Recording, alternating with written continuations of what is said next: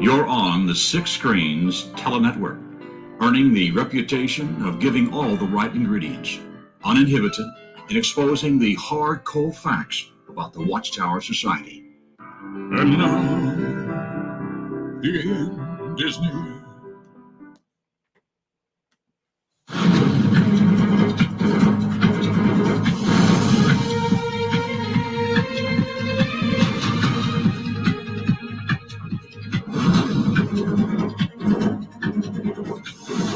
Well, here it is, January 15th, 2022, and we are sitting here counting down the last days of the Watchtower. Stay with us. We got lots to talk about.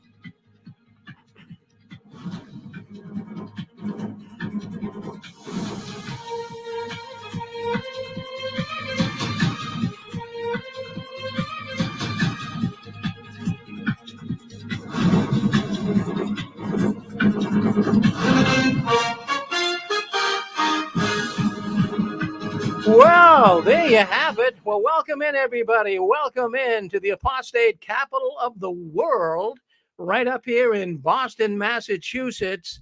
Boy, it's so neat to come on every Saturday night. We've been doing it for 16 years. We're not giving up now. We've never missed a Saturday night. We are here because you are here.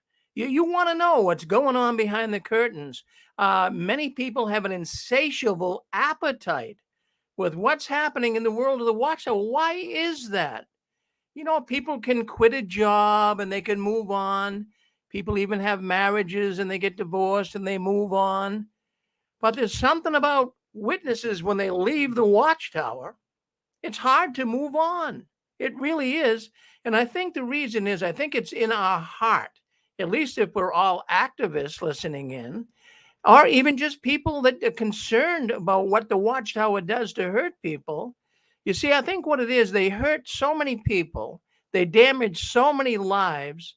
I think it's in all of us that we want to speak up and we want the world to know how dangerous and how destructive the Watchtower organization is. Well, you know, I got thinking about the Six Screens Tele-Network here that we do.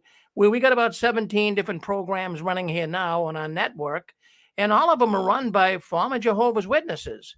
Well, I should say one isn't. That's one of our Sunday programs.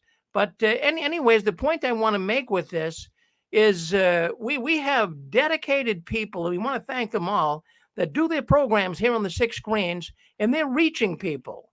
In fact, we do YouTube videos. I do Facebook videos.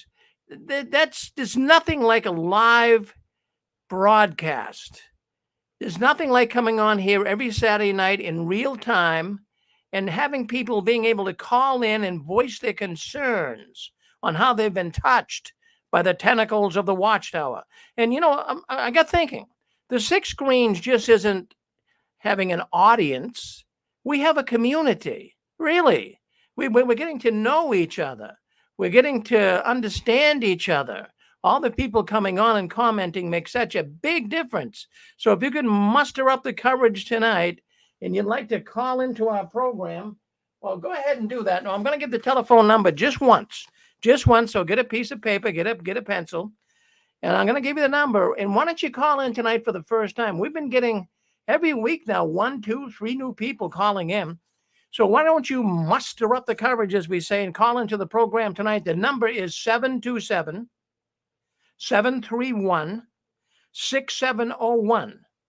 The number, once again, is 727-731-6701. Why don't you try it? Call us up and let us know what you think. Well, I want to welcome everyone, too, coming in on Facebook, and all those people coming in on YouTube as well. We're going to have a good audience tonight. The colder it gets, the more people come in. People are home. They're too cold to go out. So they're listening to the Six Screens. So we thank you. We thank you very much for wanting to come in. And my name's Rick Fearon, like I say. And we are counting down the last days of the Watchtower. And we know that every month that passes, every day that passes, every year that passes, it's one more black mark against the Watchtower, right? Because the biggest enemy of a false prophet is time. And the more time that goes forward, the more credibility is lost in the Watchtower. Well, let me start tonight. I'm going to start with this story tonight because I think it's important. This story is very important because we had one of the victims in this story. She's actually come on the 6 screens and told us about what happened with her. Her name is Lexi, and she's been on here with us. But let me tell you, let me try to bring you up to speed on what took place this week. But before I even mention what took place this week, I want you all to roll the clocks back. Let's roll the clocks back to 2016, and the Montana Supreme Court at that time had a judgment against the Jehovah's Witnesses for failing to report child sexual abuse. Prior to that, they went to court, and the Watchtower basically lost. But something happened in 2016 that shook all of us. And we talked about this on JW World News. And we all thought it was unfair. But the Montana Supreme Court, they reversed a $35 million judgment against the Jehovah's Witnesses. You see, they were being sued by Lexi and also another young woman for them molesting them when they were children. So originally, there was a $35 million judgment, and in 2016, the Montana court reversed it. And a lower court, and this really got us all so very mad, a lower court found that the church illegally failed to report the abuse. But as it went up, and as it went up the court system to the higher court, the Supreme Court in Montana, they made a unanimous decision in 2016, and they found that the religious authorities, this including the witnesses here, they found that they're not always obligated to report child sex abuse. So the Watchtower walked away, and they got they got a reversal in the court. They didn't have to come up with the $35 million. So isn't that disappointing? That was a very disappointing decision. And we had Lexi on here, and she was one of the ones that was actually molested when she was younger. Her name was Alexis Nunez, but she goes by Lexi. And then the other girl's name was Holly McGowan. Holly McGowan. They're both older now. But the point is, their stepfather, who was one of Jehovah's Witnesses, molested both of them. So actually, it was Raines. Raines was Holly McGowan's stepfather, and Lexi, I guess, was the niece, but a cousin of McGowan. But that was so disappointing when the lawsuit was reversed. So these two girls were going to get compensated. People were going to have some feeling of, okay, it's over now. But it wasn't. So Jehovah's Witnesses went away, and they think, oh, everything is fine. We won that case. Well, not so fast. A couple of years ago, I believe it was in 2019, Lexi, along with Holly, they also filed another suit against the Watchtower. This time, though, not criminal. It was a civil lawsuit. So they could go forward with their civil lawsuit. And now, just reporting this week, wow, the court is so upset with the Jehovah's Witness lawyers. And that's why I'm feeling pretty good tonight. I'm feeling pretty doggone good tonight. They're saying the court is basically saying the Jehovah's Witnesses, the Watchtower, wasted 17 months of the court's time in Montana. They are fed up with the Watchtower, and they were trying all kinds of sneaky ways to delay it, all kinds of sneaky ways to kind of weasel out of this civil lawsuit. But the court in Montana was not buying it. Now, the two lawyers that were representing the Watchtower, they have been put on notice that they have been misleading and essentially they lied to the court. Here we have a religious organization that tells you to be so honest in all of your dealings, but both of these Watchtower lawyers went into that Montana court with misleading statements and lying. It's like a shell game. Now let me tell you what's happening. All right, we all know the Watchtower. They have Watchtower, Pennsylvania, Watchtower, New York, right? They have a number, the Christian congregation, they have a number of corporations that they have actually put in place to diffuse and confuse the court systems. So basically what was happening here is in the court discovery. Now, what a discovery process is in the court system is they request certain documents from the defendant. And in this case, they wanted documents concerning the molestation problems the Watchtower is involved with. But they kept coming back and saying that, well, that would be Watchtower, Pennsylvania, and we're Watchtower, New York. So you got to get it from Watchtower, Pennsylvania. They played these type of games, and they did this for 16, 17 months. And they were trying to evade. They were trying to weasel out of this, like I say. So anyways, they're in big time trouble right now. They're in big time trouble right now.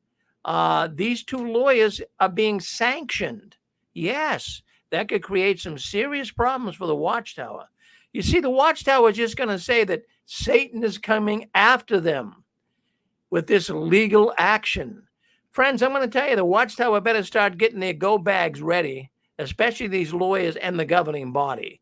So they've sanctioned the Montana court system, sanctioned these two Jehovah's Witness lawyers. Now, what is a sanction? Is that serious business in the world of law? It sure is. The American Bar Association has the ability to impose sanctions on an attorney. If a lawyer is sanctioned, which these two witness lawyers are, it will be made public under most circumstances as a means of protecting the public interest. Yes, protecting the public interest. That means anytime these lawyers show up in another court, they're going to be scrutinized. They're going to be looked after. So, any pending cases that are ongoing now with child molestation, we thank the court in Montana. It's going to make it very difficult for these two lawyers, as well as all lawyers in the Watchtower, to come across as credible. You see, we all know, friends, if you've been a witness, you know the Watchtower employs half-truths. You know that, right? In their publications, they mislead people. They only tell half-truths. They admit a lot of they don't put the real truth in there. So all of this is coming down. In the court system, unlike the Jehovah's Witnesses themselves, they see what's going on here with the witnesses. They see the tricks that the Watchtower lawyers are pulling on them. Educated people are seeing through it. The rank and file don't see it, but the court systems are seeing it. Confusion and double speak. Yeah, the puppet lawyers of the Watchtower, that's what they do. They confuse people and they double speak. And it won't work the same in a court of law as it does to their blind followers. So isn't that something? So now they are in big time trouble. And it looks like there's going to be a decision made for these two girls that were molested. And it looks like they're going to have to pay up. So the Watchtower is now sweating bullets once again. They already went through the appeal. So it looks like right now, because of these two lawyers, it looks like things are going to go fine for these two women that were molested when they were younger. Friends, it's theocratic warfare, right? Yeah, the Watchtower thinks they can lie and get away with it. That's exactly what they do.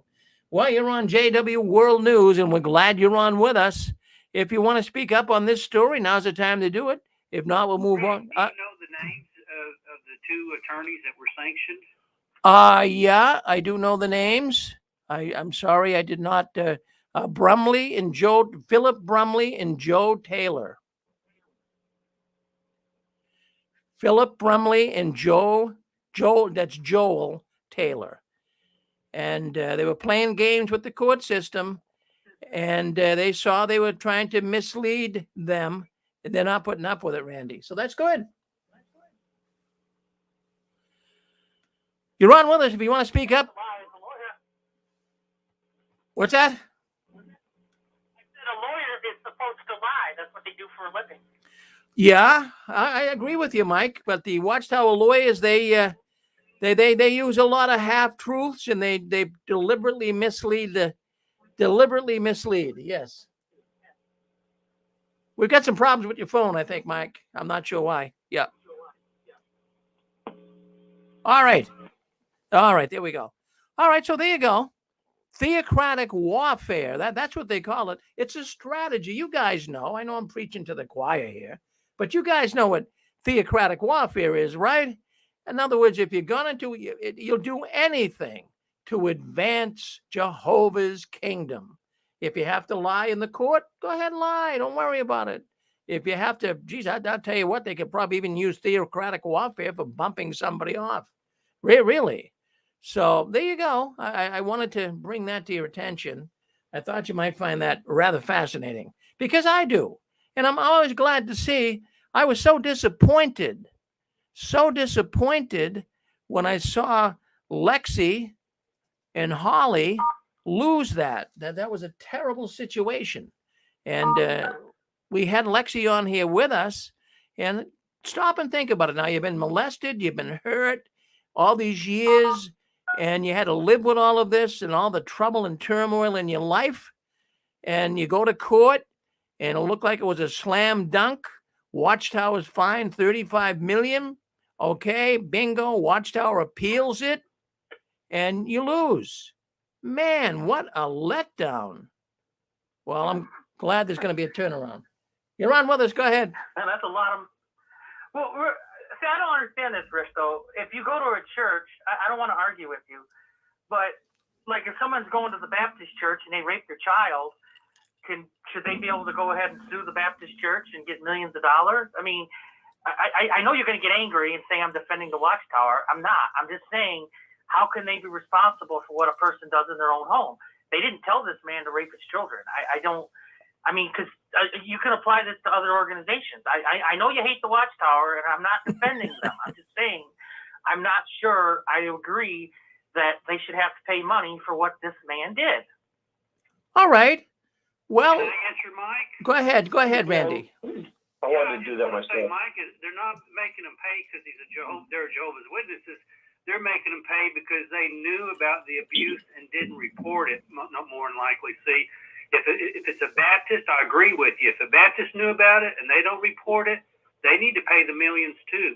Right, but the thing about that is, like some little local Baptist church probably doesn't have millions of dollars. There's no big organization probably that you can sue. I mean, I just don't see. Even if they did know, I mean, isn't there, what do they call that? Penitent privilege. Tell a Catholic priest you committed murder. Well, They the won't whole tell purpose nobody. of punitive damages is to put an amount that will punish them so they won't do it again. I mean, like McDonald's, you get hot coffee and it's because it's scalding hot. They make a message to them because they've got deep pockets. If it's a mom and pop coffee shop, they're going to make the punitive damages smaller. They judge punitive damages on the net worth of the company. Right, but like I still don't. I think people are responsible for their own actions. I don't think. Another reason I would say that too is people donate money to a church, a religious organization. Their money shouldn't have to go for something like this. They didn't have anything to do with it. The people that, whatever religious organization it might be. That's my opinion on it. Michael, let me give you a quick thought, if I could. In the Watchtower, if you get molested by a brother or something like that, you're not supposed to go to the police. You're supposed to go to the elders and tell the elders. They don't want you going to the police because it casts aspersions on the congregation.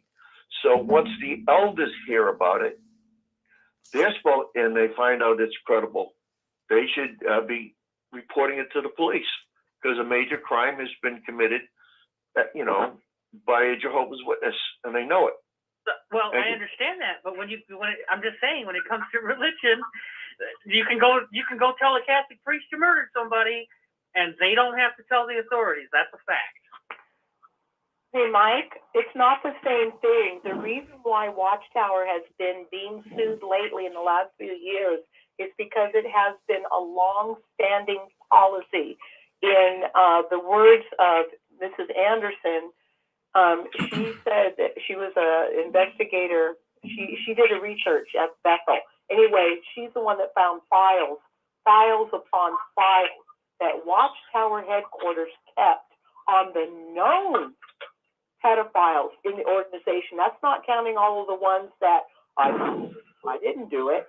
So this has been a policy that if a child, say a child's been molested, this is what happened to Erica Garza.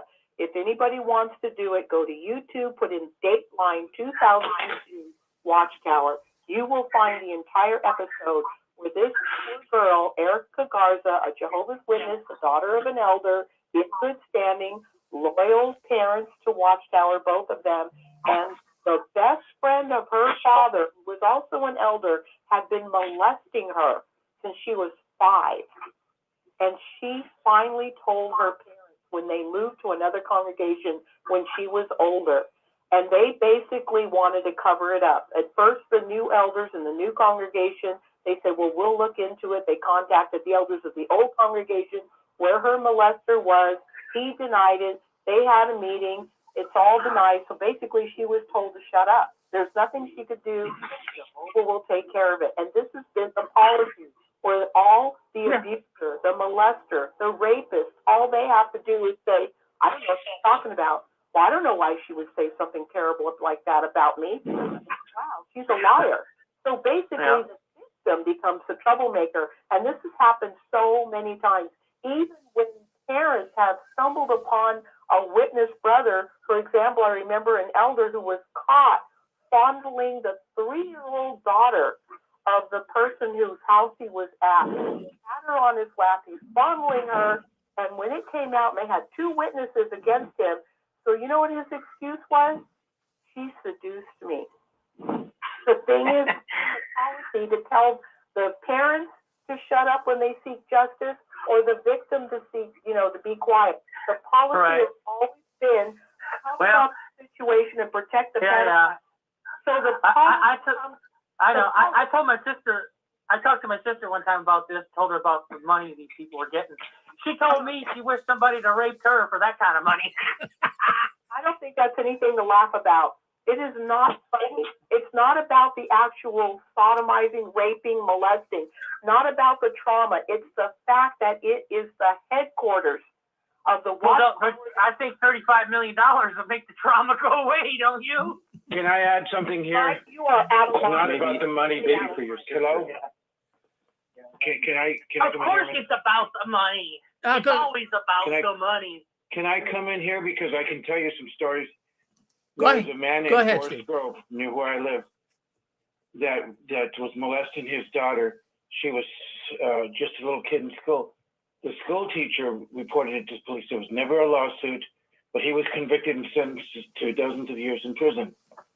Also, I have a niece that was molested by one of my brothers. He was convicted because she had to go to the hospital from the molestation. There was no lawsuit and nobody made any money. I have another niece that was molested and another one. And I know of a 14-year-old girl in the neighboring congregation of Aloha here that was molesting a 14-year-old. And these cases were turned over to the authorities by other people because the witnesses did not do it.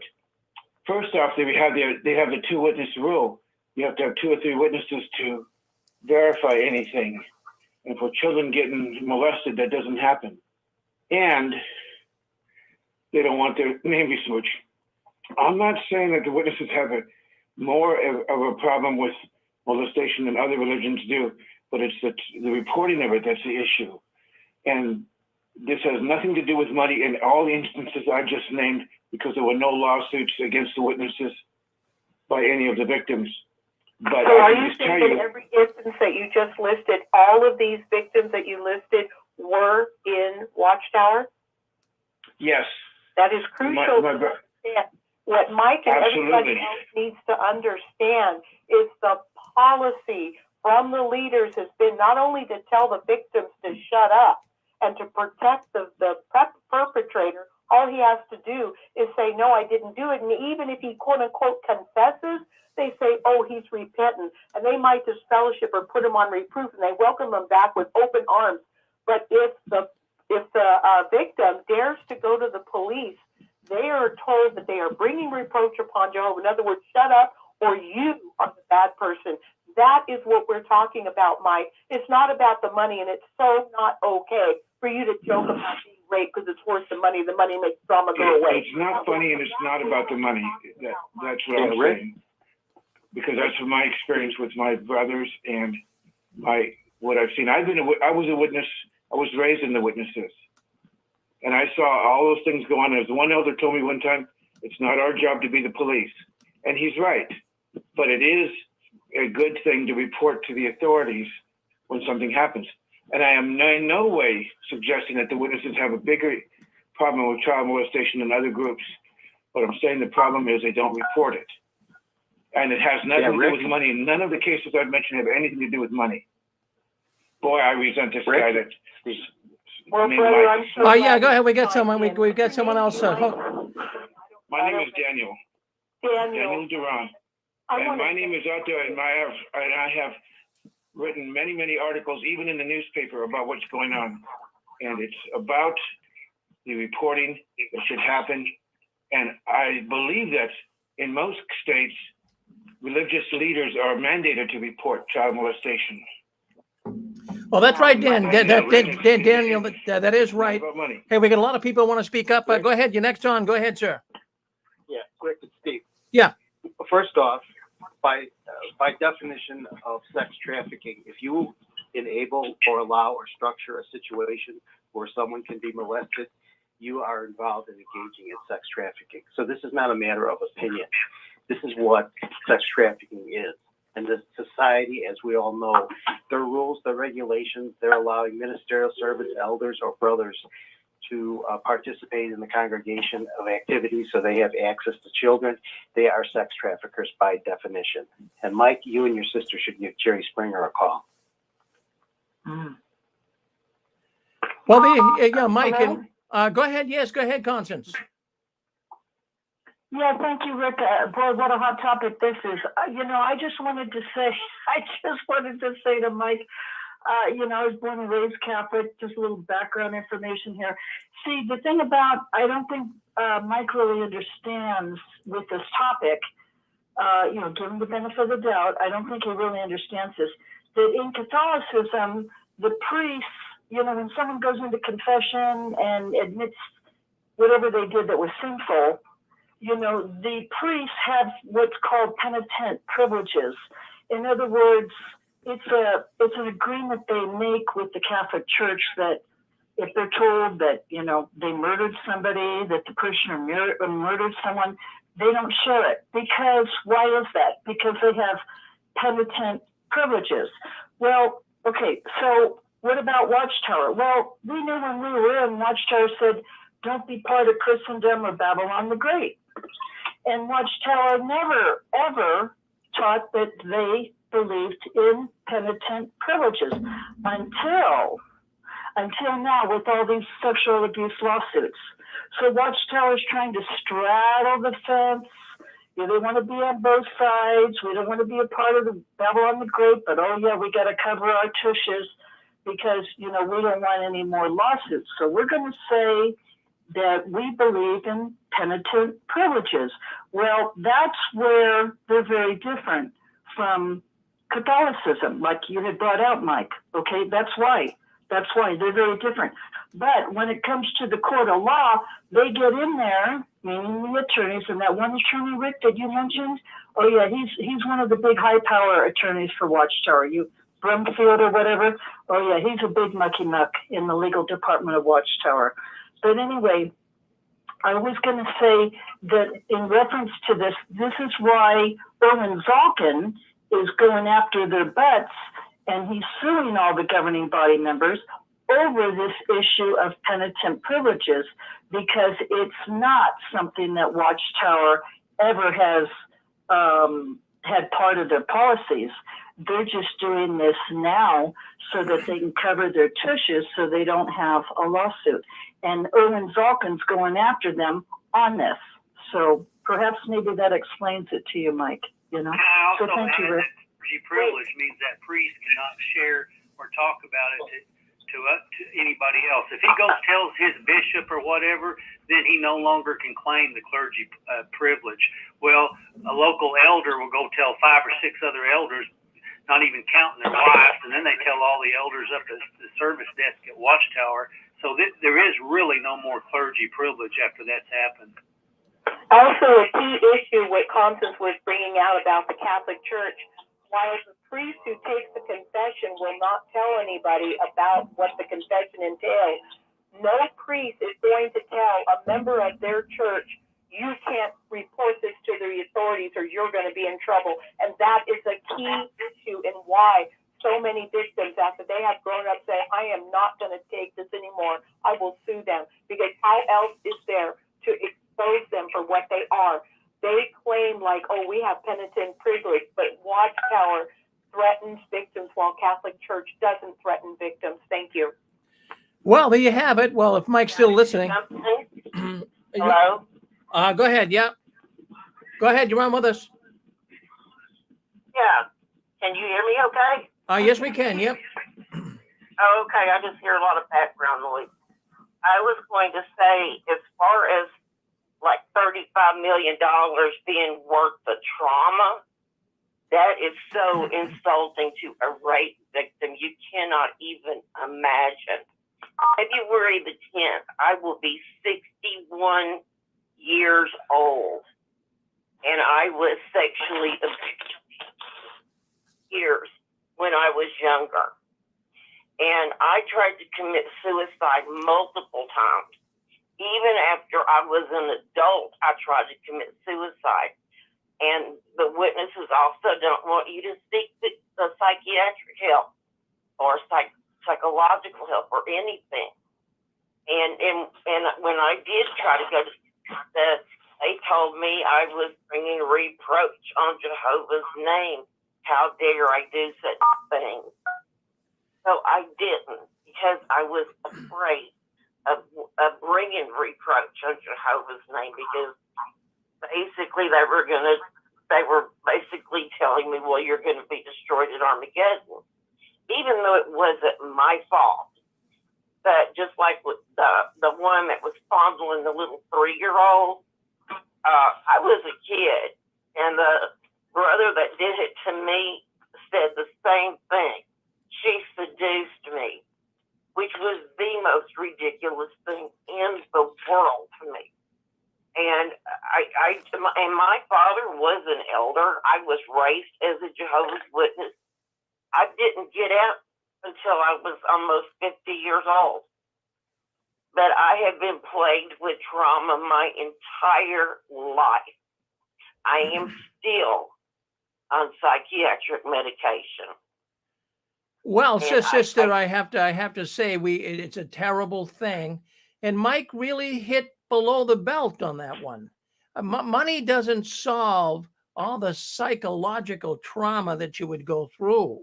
Money is not the answer. It helps the situation, knowing that someone was punished, but money's not going to be the big eraser that makes it all go away. So, Mike, I hope you stand corrected on that. I think that was a cheap shot, Mike. I really do. Yeah. Well, thank you, sister, for sharing your story. Hey, you're on JW World News. Yeah, I'm sorry. Go ahead. Yeah, well, I think the other guy made a cheap shot telling me I should go on Jerry Springer. Well, no, Mike, just stop and think about it.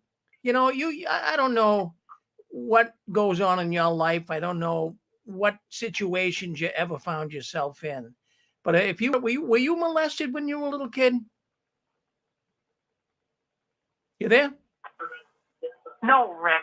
Well, I'm saying, so how can you possibly understand what I made a joke, Rick. $35 million. That's like life-changing amount of money. People would do, seriously. Well, what's available to my three nieces? Lisa, who was taken in front of the Kingdom Hall and put on the stage, and then the congregation was told to shun her because she reported the molestation to the school, and the investigation removed her from the home. What about my niece Monique, who was molested by her stepbrothers, who that was not reported by her father or the elders who knew about it, but it was reported by the secular authorities? Or what about my niece Amber, who was molested by her father at 7 years of age, and it was not reported, but the hospital reported it.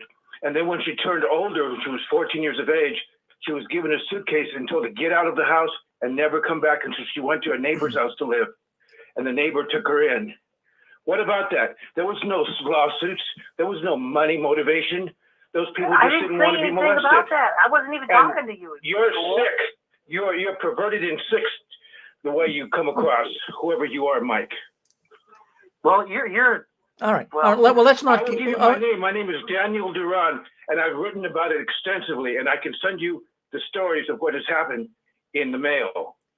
Yeah. If you will just stand up I and never take said it. anything to you.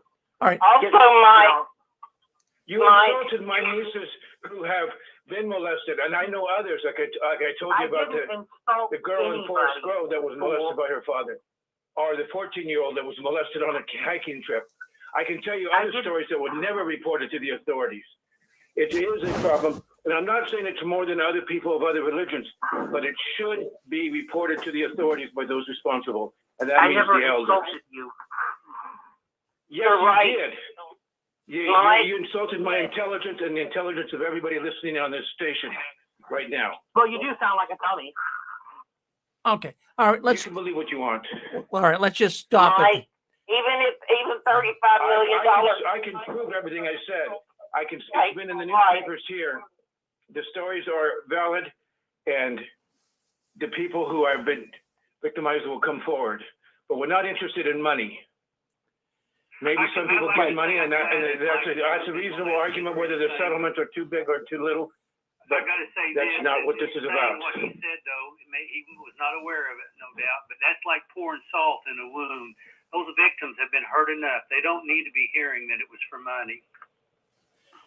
Yeah. I agree with that. That's a very intelligent thing to say. Thank you very, very, very, very much for saying that. You're correct. Those girls will probably never get over the trauma of that. I mean, I haven't got over it at the age of 61. When will I? I won't. It's embedded in my brain and my soul. I will never forget it. And what it did to me, I felt worthless. I was even told I was used goods, and nobody would ever have me because they had me. I understand what you're saying because one of my nieces spent 10 years as a homeless person after this happened, after she was put out of her house because she stood up for herself. And that is the truth. And she's living on near where I live now, and we've helped her out. We went and got her out of the homeless situation, and she's living in a mobile home that we provided. Yeah, she went to hell. Like I said, she was the one that was taken in front of the Kingdom Hall at 14 years of age, and everybody was told to shun her because she stood up for herself. That's the kind of treatment she got. And boy, you get me going on this subject. I was the one publicly reproved and publicly shamed for it. That's right. I understand that. That's exactly what happens. I was an elder for a little while. I was a pioneer for 6 years. I pioneered in North Dakota. I knew some of the people that became leaders and the witnesses. I was very active in it, but what I saw going on is just mind-blowing. Well, Dan, you're absolutely right. I mean, you got a real bone to pick with the Watchtower, absolutely, and you do too, Debbie. And people shouldn't be so insensitive to this. That this is a major thing. People's lives are destroyed. Debbie, look at your life. Look at all the problems you had, health-wise, psychological, all the problems. And you talk to anyone that's been abused when they were younger. Some people can get through it, but a lot of people suffer, and their whole life is damaged because of child abuse. Well, thank you guys for all checking in with us. We're going to move off of this subject. We really are. I mean, it's a hot subject. There's no doubt about it. And our heart goes out to anybody. And then money's not going to solve it. You can throw $1 billion at a person. Okay, that might enhance their life a little bit, but it's not going to remove all the psychological damage that's been done. You know, I'm going to tell you something else. Okay, we got to get some people here to mute themselves. If you're not talking right now, you got to hit *6 and mute yourself. That'll help me a lot. A lot of background noise going on here. Lots of people wanted to chime in, but we can bring this up later on if we get some time. But I just wanted to say, see, this is one of the reasons. This is one of the reasons why the Jehovah's Witnesses are not going back to the Kingdom Halls. I don't think they ever will. They know darn well they have hurt so many people. They're afraid of people coming in and crashing the Kingdom Halls, people coming out and actually protesting as well. We do have, I got to mute. We've got, I see we've got area code 164. Did you want to come in 164? What would you like to say?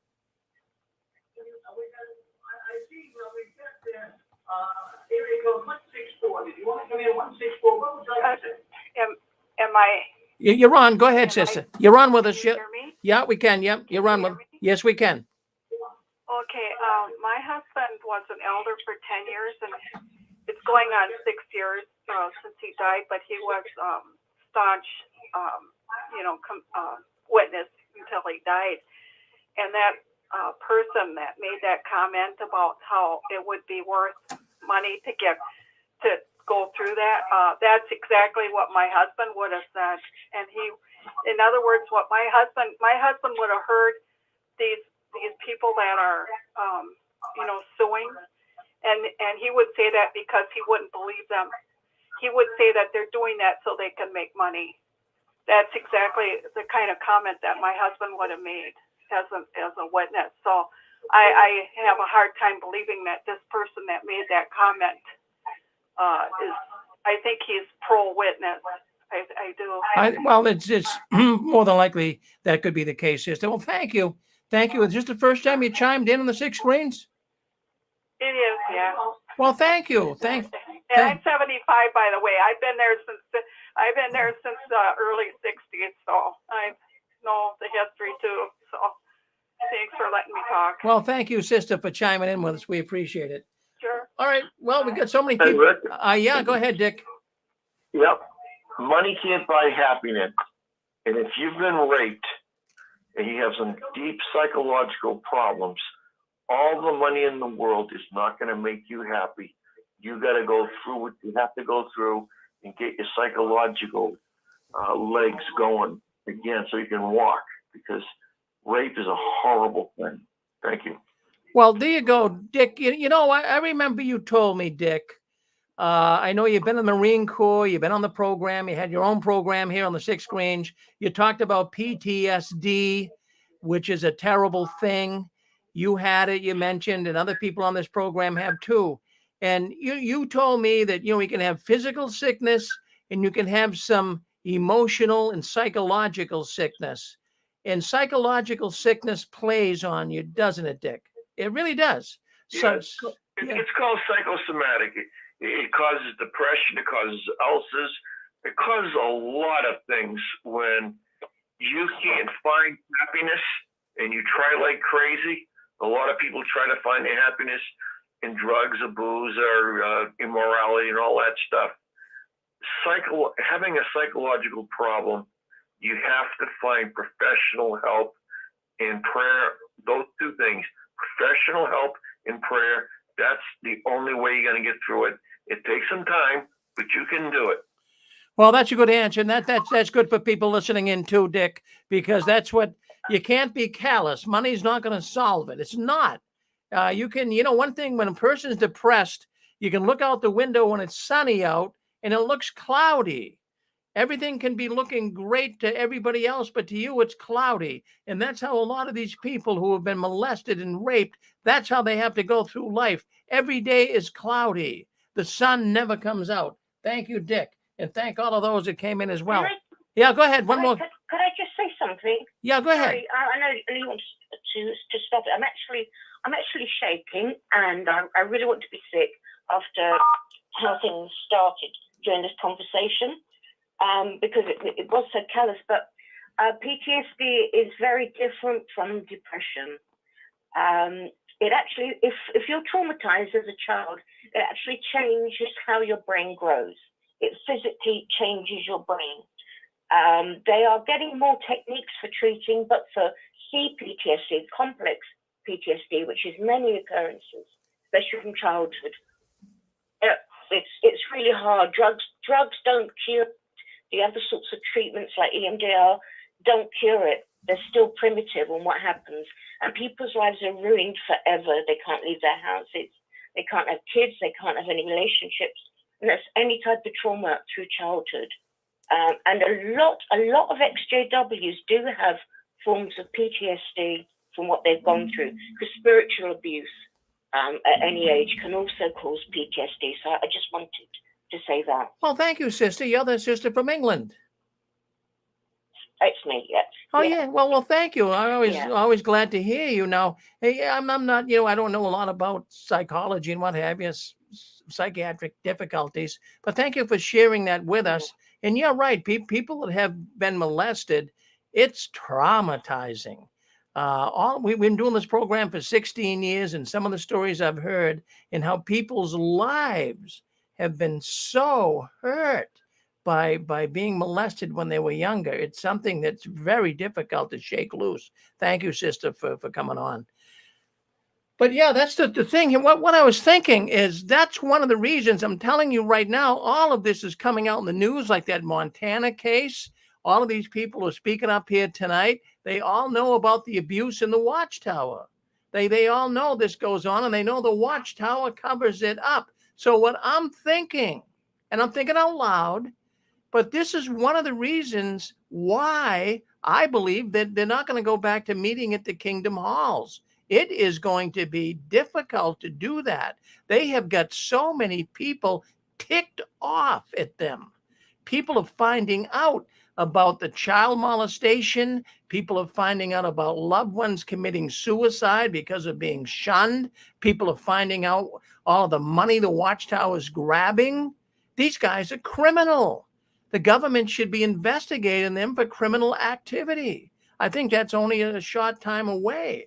But in the meantime, protesting is going to be big. They don't want to go back. I know I'm waiting. I love protesting. The man you just heard on a little earlier, Dick Borgie, we're protesters. I believe protesting's great, but not everybody does. But I think it's changing. Yeah, I think it's changing. We started protesting back in 2007, and, we got a lot of flack for that. People would write me, Rick, don't protest. It just feeds into the persecution complex of the witnesses. I don't totally buy that. I really, really don't. And then what I saw on Reddit today is a lot of people that are now coming out, PMOs, physically in, mentally out. All of these PMOs. I just got to mute some people here. Hold on one second. All right.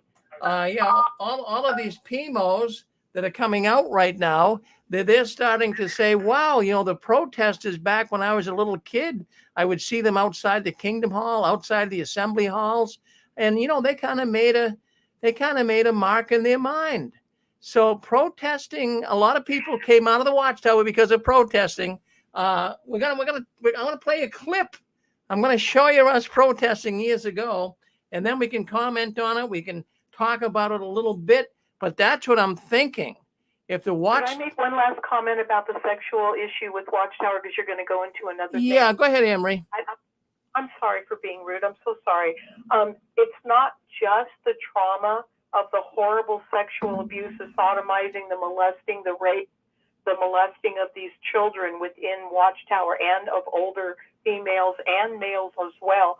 The horrible trauma that made it so much worse is when they tried to tell, when they tried to get help from the elders, from their parents, from whomever.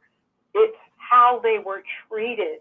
Like Dick was bringing out, or the other brother that brought out, the little 14-year-old girl who was molested and raped, put on the stage in front of the congregation and basically saying about her that she's a bad, horrible person, a disgrace, and she should be shunned. That is 100 times worse than being molested, raped, sodomized, molested, and whatever. Because when you are a child, it's 100 times worse. But when you go to people you trust, people that you have seen as your spiritual leaders, and they don't support you, they don't say, we're going to protect you, they don't go after your attacker, no, but they disgrace you and ruin you and shame you, and then you're thrown out of the house by your own family. This is the evil that is Watchtower. Thank you, Rick. Well, there you go, Anne-Marie. No, it is evil. It's an evil, evil thing. And I mean, they know it. The Watchtower organization knows that they have got millions of people upset. People are realizing what the Watchtower has been doing. How could they not?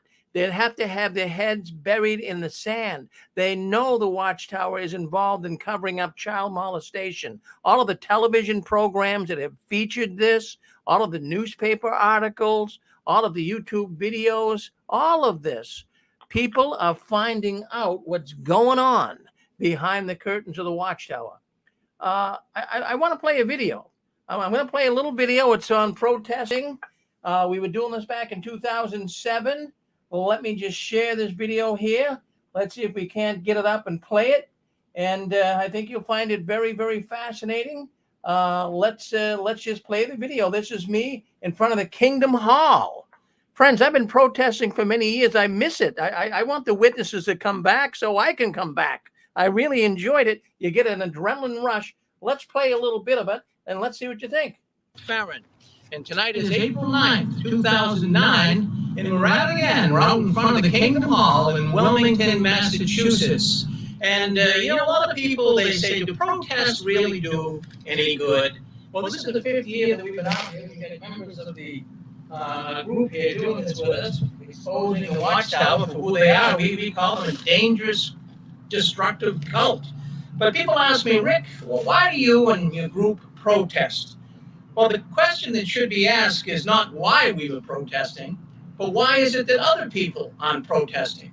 But with all the problems that we're seeing going on in the Watchtower, and we'll go through a lot of these tonight in our video, and you've seen it online, but with all the problems that are in the Watchtower, you wonder why more people don't want to come out here and demonstrate in front of a Kingdom Hall.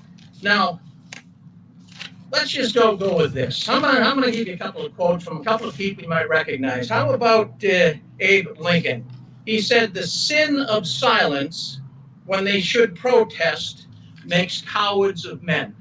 So, we have a lot of people, they've left the Watchtower, they know the damage that the Watchtower's done, but basically we're asking, come on out here. It's basically a sin. If you know the dangers and the harm this cult has caused, we want you out here with us. As a matter of fact, friends, I want to tell you, we have a coordinated effort this year.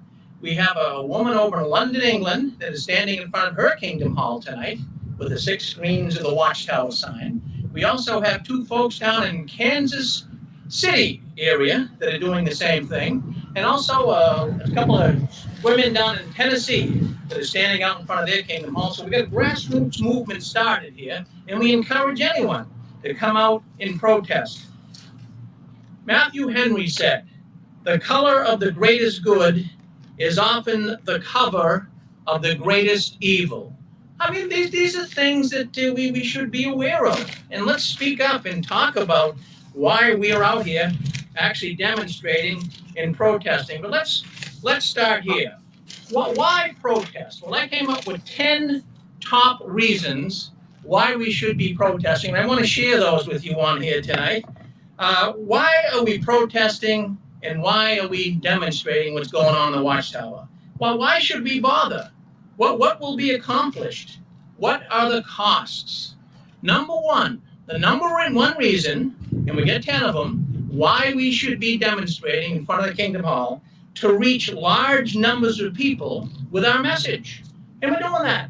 We're going to be showing our messages here tonight to probably close to 300 people before this night's over.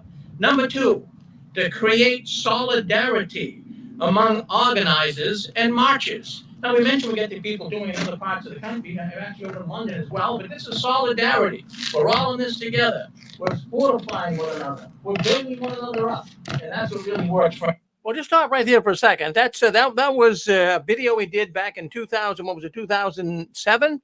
And consequently, protesting has really taken off like a rocket since then. Of course, we remember the big protest up in Warwick back in 2017. And of course, we had the big Melbourne, Australia protest just a couple of years ago. So protesting now is gaining momentum. This is one of the reasons why the Watchtower is so concerned. They don't want to go back. They don't want to go back. They know darn well the protesters are going to be out. And I just know that this idea, when we first started doing this years ago, oh, Rick, you're feeding into the persecution complex. I don't think so. I think it does more good than bad, seriously. And, you know, the elders hate it. And witnesses, especially young children, when we were protesting, people would drive by with their young children in the back and they would be giving us the thumbs up. They know darn well we've got to continue to expose them. What do you guys think? What do you think? I'd like to get your feelings. Now, I'm not going to be hurt if you don't think it works, but I'd love to get all of you. Yes. Yeah, let me touch on that if I could. You know, a lot of people have been hurt really, really bad by the Watchtower. And when you get out and you protest, it makes you feel good. I know what I'm talking about. I've done it. I would draw an analogy of getting in a fist fight. Let's pretend you're 13 and you get in a fist fight with another kid. Okay, he gets a lot of punches into you, but you get a lot into him and the fight gets breaking up and you walk away, okay? But if you were grabbed by one kid and he just beats the heck out of you and you don't do anything about it, you don't fight back, you're going to be psychologically scarred about that for a long, long time. But if you get in there and you fight back, you protest, that's a form of fighting back. It is Satan's organization. And no, we can't beat Satan, but we can help other people to know that the Watchtower is a fraud and make them think. And every time we go out and protest and we put a sign up or whatever we do, we're letting people know that there are other people out there that are very dissatisfied with the way the Watchtower conducts business. And we tell them it's a cult, and we tell them it's a cult right by Satan the devil. Some of the people are going to be smart and agree with us. Other people may not, but you're fighting back against a terrible, terrible organization that hurts a lot of people. Thanks, Rick. Yeah, well, thank you, Dick. I wanted to bring. Yeah, go ahead. Hey, Rick, this is Justin. I was going to mention, just like the previous caller, I feel that the protests, they do have their place, long as it's done dignified. It doesn't, touch anybody or harm anybody, because I do believe if that's the case, if you get in people's space, you yelling, you waving things at them, I think that would play into their complex. But if you're bringing about awareness to the destruction of the Watchtower and how it harms family, I think that's a good thing. I think all methods are working to get the numbers of people leaving down. I mean, and getting people out of this organization. The protesting is effective. The six screen is effective. All the YouTube channels are effective. Every little bit, every little weapon that's going against them is effective and is making a difference. So I think protesting definitely has its place, as long as it's done in a respectful manner. It's not harming anybody, not touching anybody. I think it does have an effect. Thank you. Well, thank you, Justin. I really appreciate that. Yeah, no doubt. But, everyone, go ahead. You're on with us. Go ahead, Joey. Yeah. I'm just saying, when you think about it, when I was growing up, you would see all these ones. I had one up in Oklahoma City. He was there every year, and he dressed up like Jesus Christ, and he held up a cross. Yeah. You know, I was like scared to death of this dude. You know. Anyway, it was back in the '80s. But anyway, it has its place. But when you think about it, all the YouTubers, they're protesting. It's just a different audience. They're not at the Kingdom Hall. They're not at the assemblies, but they're protesting, and they're getting a whole lot more views than protesting does. No, that's all I have to say. Well, no, that's Same thing. It's a different platform. well, no, it's a different platform. I mean, no matter how you are an activist, it works. But you know, I can remember one time we were at the Kingdom Hall, and it was Memorial Night, and we had a woman driving down the street, and she stopped and she talked to us, and she thought that we were Jehovah's Witnesses welcoming people to the Kingdom Hall. So I said, no, we're anti-witnesses. We are against the Watchtower. She says, well, why? I said, because they're covering up child molestation. She says, well, I was just invited here tonight for the first night. She says, I don't want any part of that. I'm going home. Turned the car around and left. So, you know, that stopped one person, but so many people from the neighborhood would come by. They would give us thumbs up. Even some of the witnesses, some of the PMOs, as you would call them, they would drive by and give us thumbs up because they knew that it was really, really hitting below the belt, so to speak. I hate to say that, but witnesses hated us to be there. Now, the Kingdom Hall crashers, that's another story. I mean, I'm not totally on board with all of that, but I'm going to tell you that even works. Whatever we have to use, it's like our government, our military. They have different weapons. And as Chewy just said, YouTube and all of those videos people are doing, that's a weapon. All of these different weapons work. Anything we can do to expose the evils of this terrible, destructive organization, I say let's go with it. All right, my goodness. I'll tell you, I get worked up. Whenever I start talking about protesting, it's like an adrenaline rush. It's like an adrenaline rush. I remember the first time I stood out there, all of a sudden, did you guys ever just feel good? I mean, really good, like the chemicals in your body were just working all in sync with one another. You might have had a back pain, it disappeared. You might have had a cramp in your leg, it disappeared. You might have had a headache, it disappeared. You were focused on protesting, and it was an adrenaline rush. Come out one of these days if you can do it. If the witnesses ever go back, I'm going to tell you right now, if the witnesses ever go back to meeting, we're going to organize some of the largest protests ever in the history of the Watchtower. We had a big one what we're going to have in 2020. We were having people flying in from Australia. We're going to protest in front of the world headquarters up in Warwick. We had 300 people plus that were signing up and wanting to come. They were booking airplane flights. We were all set to have it. We were going to meet and have like an ex-witness convention, plus protest in front of the world headquarters. What happened? COVID. COVID came. I had a hotel rooms booked. I had a convention center all booked, and we had to stop it all. I was so disappointed. But I'll tell you what, if this COVID situation ever gets done with, which I hope it will soon, if it ever gets done with, we're going back. And if we have anyone from the Watchtower listening in here today, you better be ready. You better be ready for protesters knocking on your door, believe me, because they're going to be out there. You got a lot of people ticked off. While you're on the 6 screens, Ken, you want to say something? Go ahead. Yes. Thanks for taking my call. Yes. I just want to add support to protesting and just add this information. It really works. When somebody stands up and demands their rights, constitutional rights or otherwise, and they make themselves known, they say that we're not going to put up with it, that really works. What doesn't work is if you sit at home and don't do anything. I myself would like to be involved more in the protests, but it's kind of not feasible because I'm out up here in the Upper Peninsula.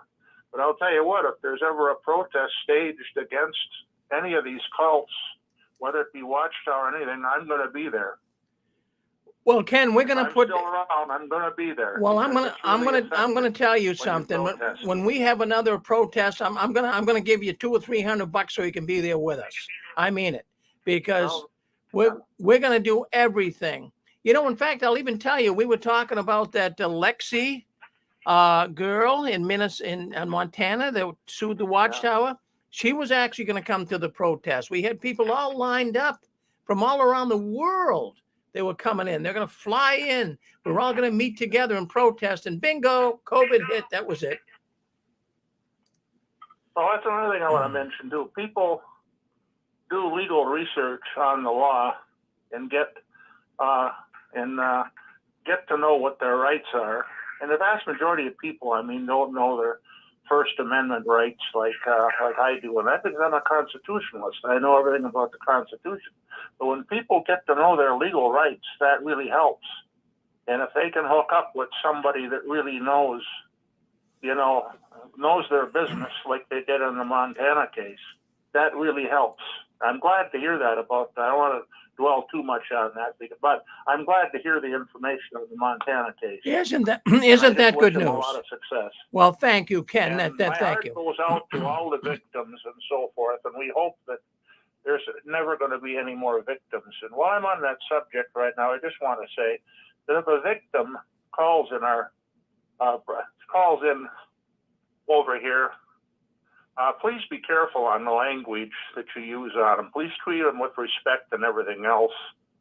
After all, I mean, this one person talked about money and everything like that. Money is not going to do everything for a victim, even if they prevail.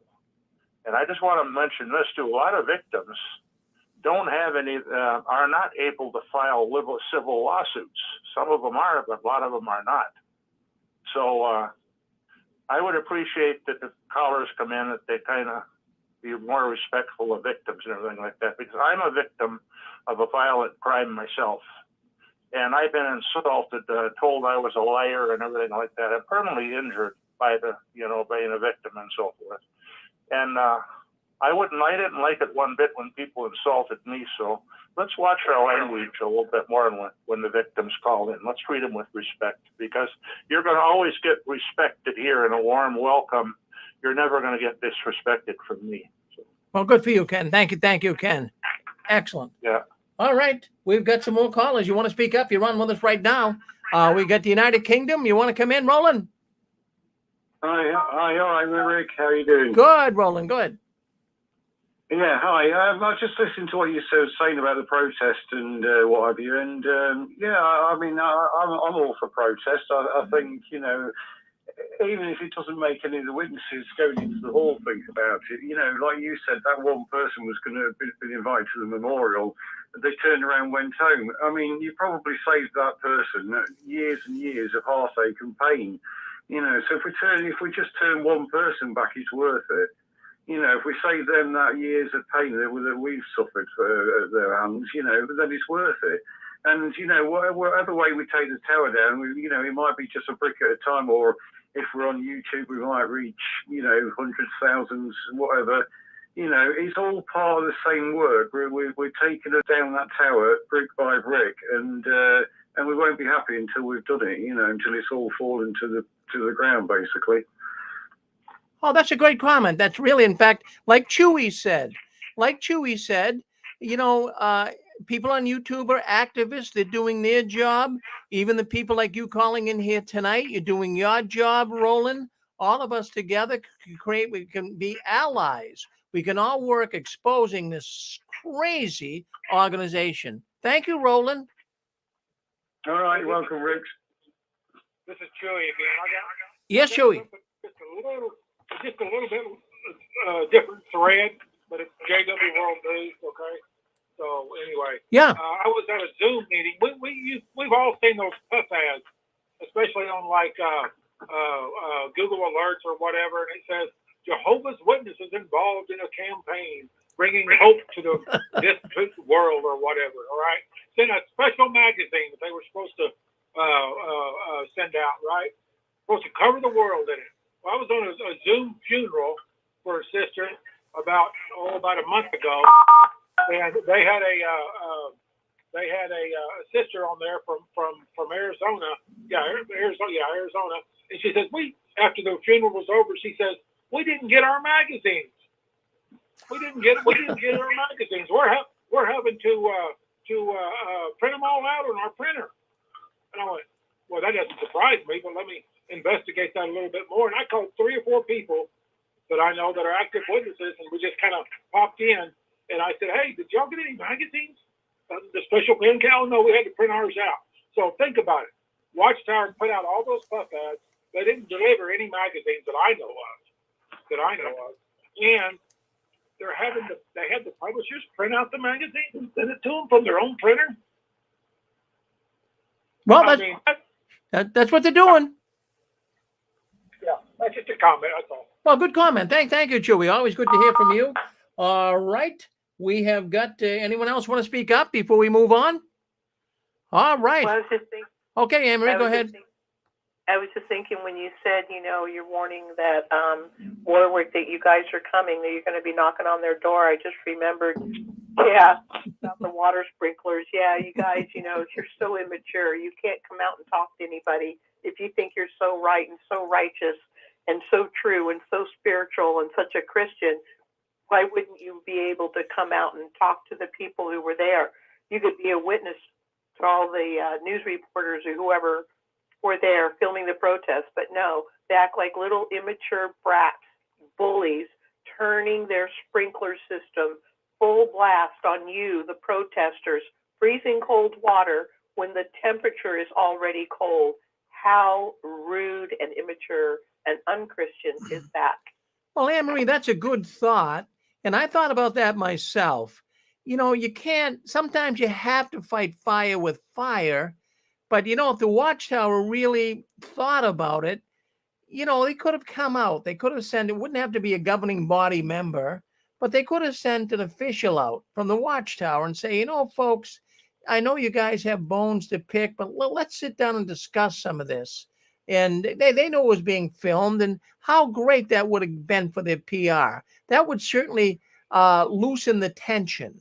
The tension would have dropped right there if somebody would have done that. But no, every time there's an opportunity for the Watchtower to make themselves look good, they do just the opposite. And it makes them look worse. Thank you, Anne-Marie. All right. Boy, I'll tell you. Yes, Dick. Just another thought. Yeah. It was mentioned a second ago about some of the brothers having to use their own paper to make copies of magazines or whatever. The Watchtower will like you to believe that all the money that's donated to them and all the money that they make selling off the Kingdom Halls is going to go to the worldwide witnessing work. That's a lie. Flat, blatant lie. It's a black hole where all of the worldwide witnessing work is a fraud. We already know that the brothers and sisters at Pioneer don't get paid. So what are they spending money on? There's thousands and thousands of dollars that they pick up when people leave their houses to them. I just want the audience to know that the money that the Watchtower takes in does not go to worldwide witnessing work, maybe 1%. All the rest goes to pay off lawsuits and to the people that aren't even Jehovah's Witnesses that bought stock from C.T. Russell years ago. That's where all the money goes. Thanks, Rick. Well, yeah, no, that's exactly right, Dick. In fact, I just want to make a comment to all those people listening in on YouTube. I see Linda Lawton. My goodness gracious, a good friend of mine. And she says she's ready for another protest. I see her in here writing. Thank you, Linda. And I know that that's where I met you up there in New York. You were the first one to show up to protest at the world headquarters. You're a real protester, Linda. Thank you very much for being there with us. Yeah, in fact, no, it was wonderful. It was really wonderful. I feel like I got an adrenaline rush here tonight just talking about it. I really do. I feel very, very good. But, Anne-Marie had a program earlier, Touched by the Tentacles of the Watchtower. And she had a program, and she talked about how you are treated as a witness, even when it comes to, being sick in a hospital or whatever would be. How are you treated as a witness when you go into the hospital or a nursing home? Well, I'm going to tell you something. There's something here that I came across today that really got my attention. It's concerning how important witnesses feel it is to get to a convention. So many witnesses, when it comes convention time, I mean, they will stop everything. They will quit their job. They will do whatever it takes, go into debt, do whatever it takes to get to a convention. It's like going to, well, it's like the pilgrimage in Mecca. Yeah, you know what that's all about, right? In Islam, when all the Muslims, they go to Mecca. In fact, it's even under the Muslim religion, it's obligatory. They have to go to Mecca if they have the physical and financial ability to make it. And millions of Muslims go to Mecca every year. It's kind of like the conventions, right? Now they're doing it on Zoom, so it's a little bit different, but they still make sure people get on Zoom. But I came across a story on Reddit that really flabbergasted me. It really did, showing how the witnesses will do anything to get to a convention. And it was concerning this young girl back in 1991. She was in a near fatal car accident. She was admitted to the ICU in critical condition. She had a brain hemorrhage amongst multiple other injuries. Yeah, so that was on Monday. And on Thursday, the parents wanted to check her out of the hospital because the convention weekend was coming up. Now, stop and think about it. This young girl, only 12 years old, she had a skull fracture, a subcranoid hemorrhage where the brain was bleeding in the skull cavity, and she was having significant brain swelling. The pressure was caused by the loss of consciousness, and she was losing her vision. She also had a dislocated broken collarbone, a broken nose, sprained hip and knee, and was covered head to toe in cuts and bruises from the pavement, including a big diagonal scrape that went across her face, and a small piece of rock was ledged into her eyelids. Okay, so she's in ICU. So she's in there for a couple of days, and they get her to another room. So the parents came in on Wednesday afternoon. Now this happened Monday. So the parents came in on Wednesday afternoon, and they began talking to the doctors about having their daughter discharged because the convention was coming up that weekend. Oh, the doctors were very unhappy. They saw how critical this girl's injuries were, but the parents insisted that the young girl could leave the hospital, and they wanted to take her to the convention. Now, so they did. They took the young girl, the Jehovah's Witness parents took the 12-year-old girl out of the hospital against medical advice, and they wanted to bring her to the convention. So there she was. She went to the convention, and she had to get up very early in the morning. They had to walk a half a mile to the convention. She put on her new dress. She put on her neck brace, but she couldn't do anything about the cuts and scrapes all over her body. They were very visible. She spent the entire convention on a lawn chair in the disabled section, sitting with her mother in the chair. Can you imagine that? Can you imagine that? And then when the convention was over, she had to walk a half mile back, sick as can be. How could you possibly? Here is a woman that has traumatic brain injury, a sprained knee, a broken collarbone. How sick is that? You would think that the elders would have at least stepped in here and would have been nice about the whole thing and tell her parents that no, it's best to keep her in the hospital and not to discharge her. Friends, I have to tell you right now, this is not normal behavior. This is not normal. This is absolutely absurd. This girl could have died. So, I mean, I have to tell you, but the Watchtower, that's exactly everything that they teach, the Watchtower publications, so the talks. Oh, get to the conventions, quit your job, do everything you can. And even as we talked earlier in Anne-Marie's program, I can even remember an elder saying that, you should be to every meeting. You got a little headache, don't worry about it. If you're flat on your back, don't worry. You should be rolled in on a stretcher. I mean, really, think about it. That's exactly what the Watchtower thinks. How disgusting is that? I want to bring that up. That story, I try to find stories that show how callous, how insensitive the Jehovah's Witnesses are when it comes to people and people's needs. But to involve a young 12-year-old woman, girl, to have to go through all of that trauma to get to a convention, that is just too much. What do you think? Have you ever been involved in a situation where the convention was everything in the world? You would do everything possible. You would borrow money. You would go into debt. You would, even if you were sick, you went.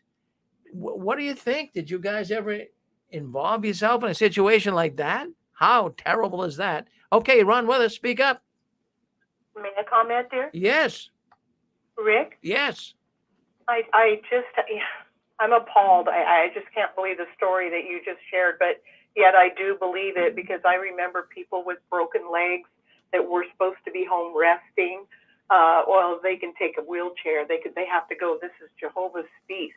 We were always told that the Kingdom Hall meetings were being invited to dinner at dinner table, and the conventions were a feast, a praise to Jehovah. Basically, that was the most important thing that you had to do at that time when you were assigned to the convention at any given time. And if your job interfered, well, then you have to put Jehovah first. You had to quit your job, or you expected to quit your job, because you were supposed to put Jehovah first. Because, hey, let's face it, a lot of people have to work the weekends. A lot of people are threatened. We need you this weekend. Well, I can't, because any witness that isn't there, that's money out of Watchtower's pocket.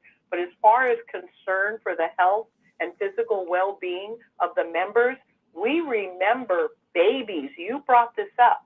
Babies being endangered and maybe dying of heat stroke and heat exhaustion, because a lot of these conventions being held in the summer were in open stadiums with the sun beating down. And I know I was one that at two separate times during a district convention, I had a newborn.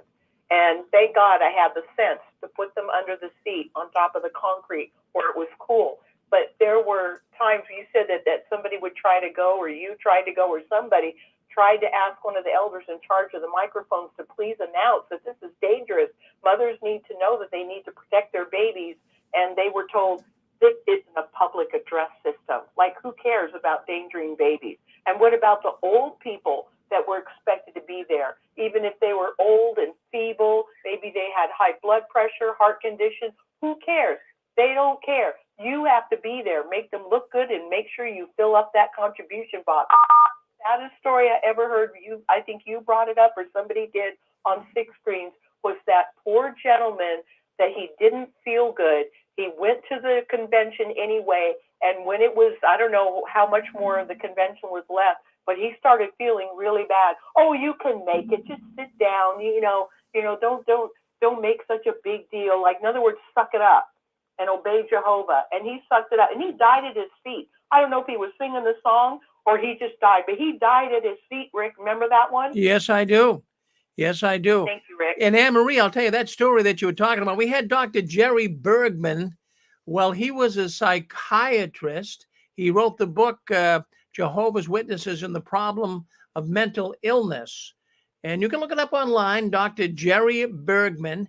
And he actually worked with the organization. He worked with the society, Jehovah's Witness Society, Watchtower, and he was helping them with psychological issues. And he was at a convention. Now, I think it was back in the 1980s. I'm not sure. I tried to get that tape today, but somehow it was taken down. but he did come on our Six Screens program probably about 12 years ago, perhaps. And he spoke with us on here. He came on a couple of times, and he was saying how he went to the organization. There was a convention somewhere where it was very, very hot, and two little babies died because it was so hot. And Oh gosh. yeah, they were in the little, the little carriages and what have you. And the mothers didn't know, sometimes mothers put blankets on the babies thinking they're cold when they're hot. So the babies died.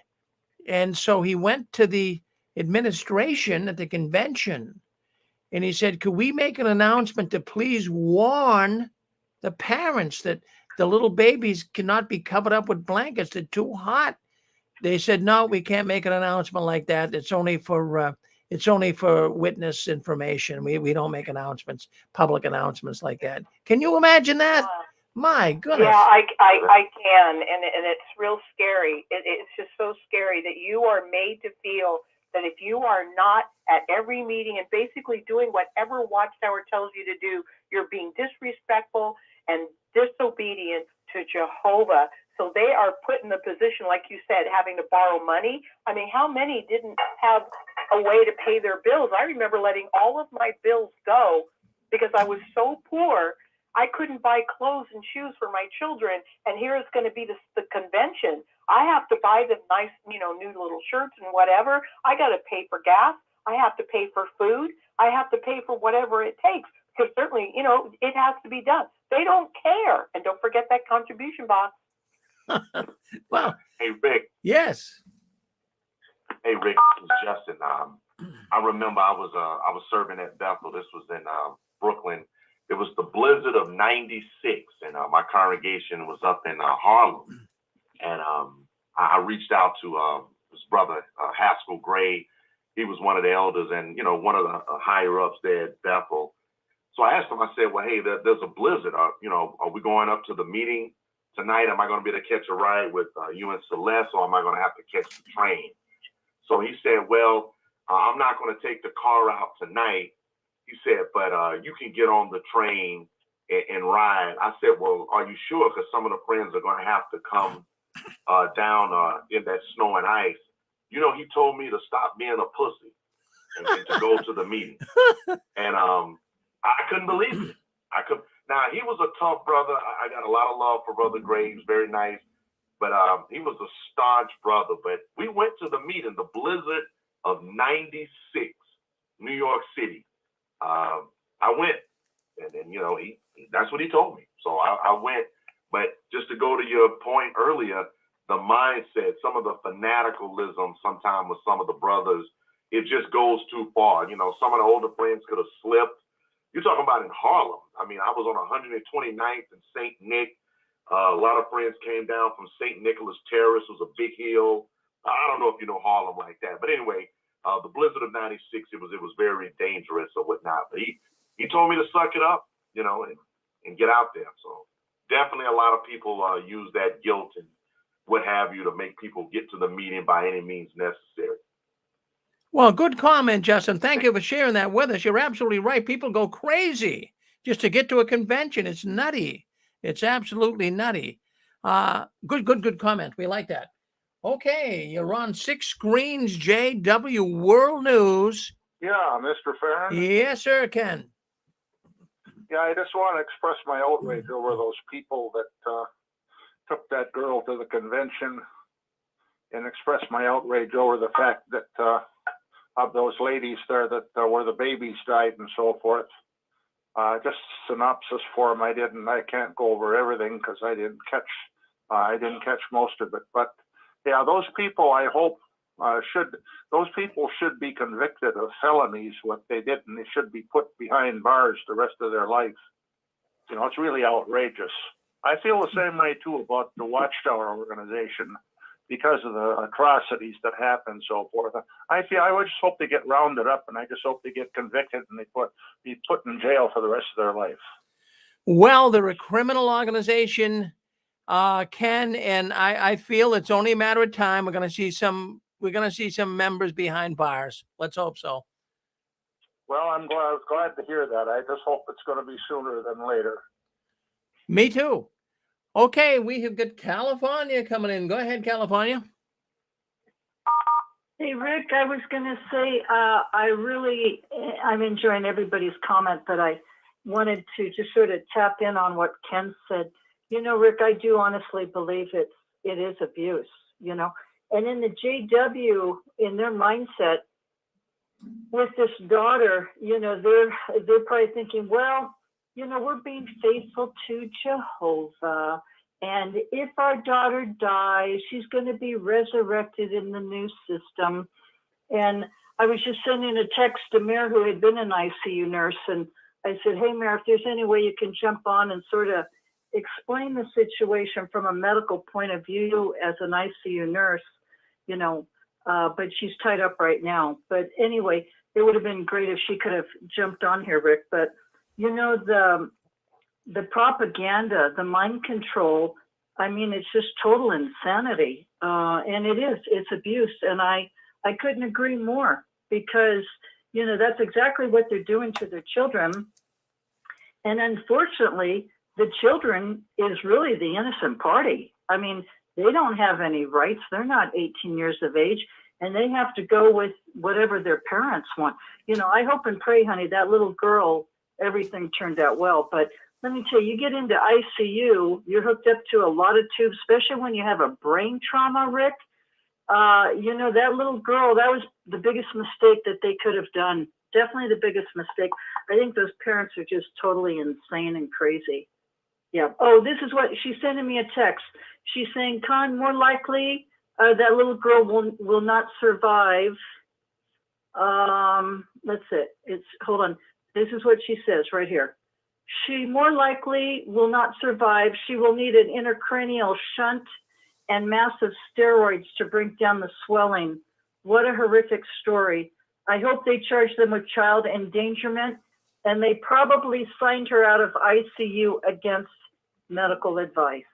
So isn't that something, Rick? Well, it is. It's JW's got to, yeah. It's unbelievable, Constance. They have to, yeah, well, they think they got an answer for everything. So they're thinking, well, if she does die, you know, Jehovah's going to resurrect her. But, you know, Rick, isn't this pathetic? You know, I just have to say this. I'm sorry. I just have to say this. Some people do not deserve to be parents, okay? Especially if you don't respect life and your own little baby girl who's only 12 years old. So thank you, Rick. Well, there you have it. Now, you know what it is, Constance, and all those people listening in. If you're like me, you know, I'll lay in bed at night, and sometimes I can't even sleep. I'm saying, what is it? What is it that's keeping all of these people in this evil cult? I mean, I know it's mind control. It could be hypnosis. It could be a number of factors. But you would think that just common sense, people with common sense would just say enough is enough. I think we're getting to that point. I hope.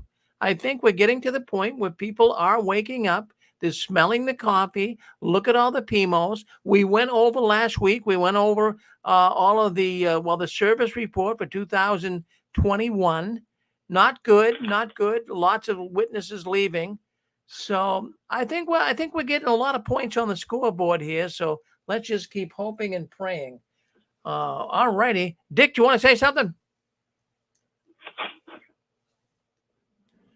All right. Well, maybe not. But anyways, you're on 6 screens, JW World News. Hey, that's the news the Watchtower doesn't want you talking about. You know, something, a lot of people, they write me all the time. We used to have Johnny the Bethelite come on here. We don't have him anymore. We don't know what happened to poor Johnny. He disappeared on us. I mean, you could put a lot of legs on that story. I don't know. All I know is the last broadcast he was on was back in 2019, January 19th, as a matter of fact. And Johnny came on. He talked about the kiddie pornography ring in the Watchtower and how higher ups were involved in it. He exposed it. We never heard from him again. You do what you want with it. You can put legs on it. I don't know. People have written me. They've said that maybe he's in the Hudson River somewhere.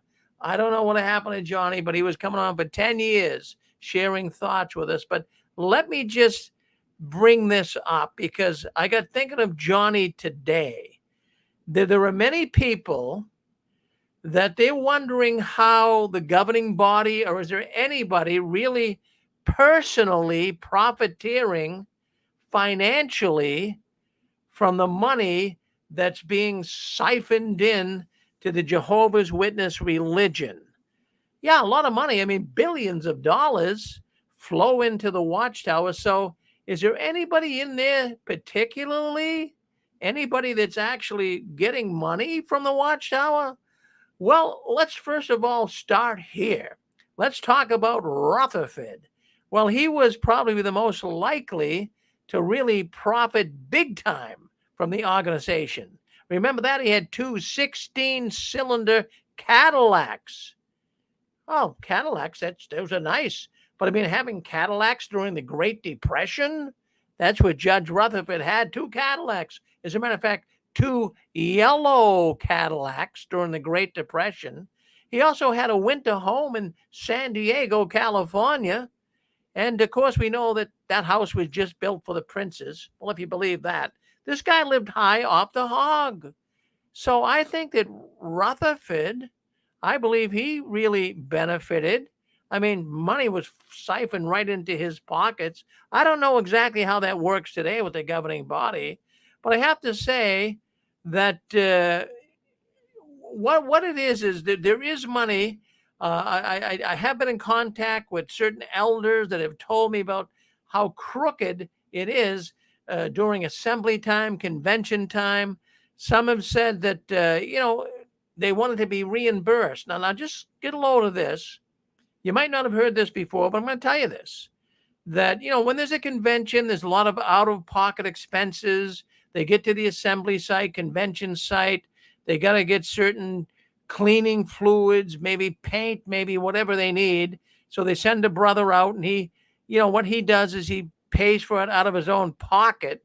He goes to the hardware store and he spends maybe a couple of $100 on whatever they need to build a stage or whatever. So he comes back and he says, "Okay, Watchtower Accounting, I got to get reimbursed for this." So they kind of pad the bill a little bit.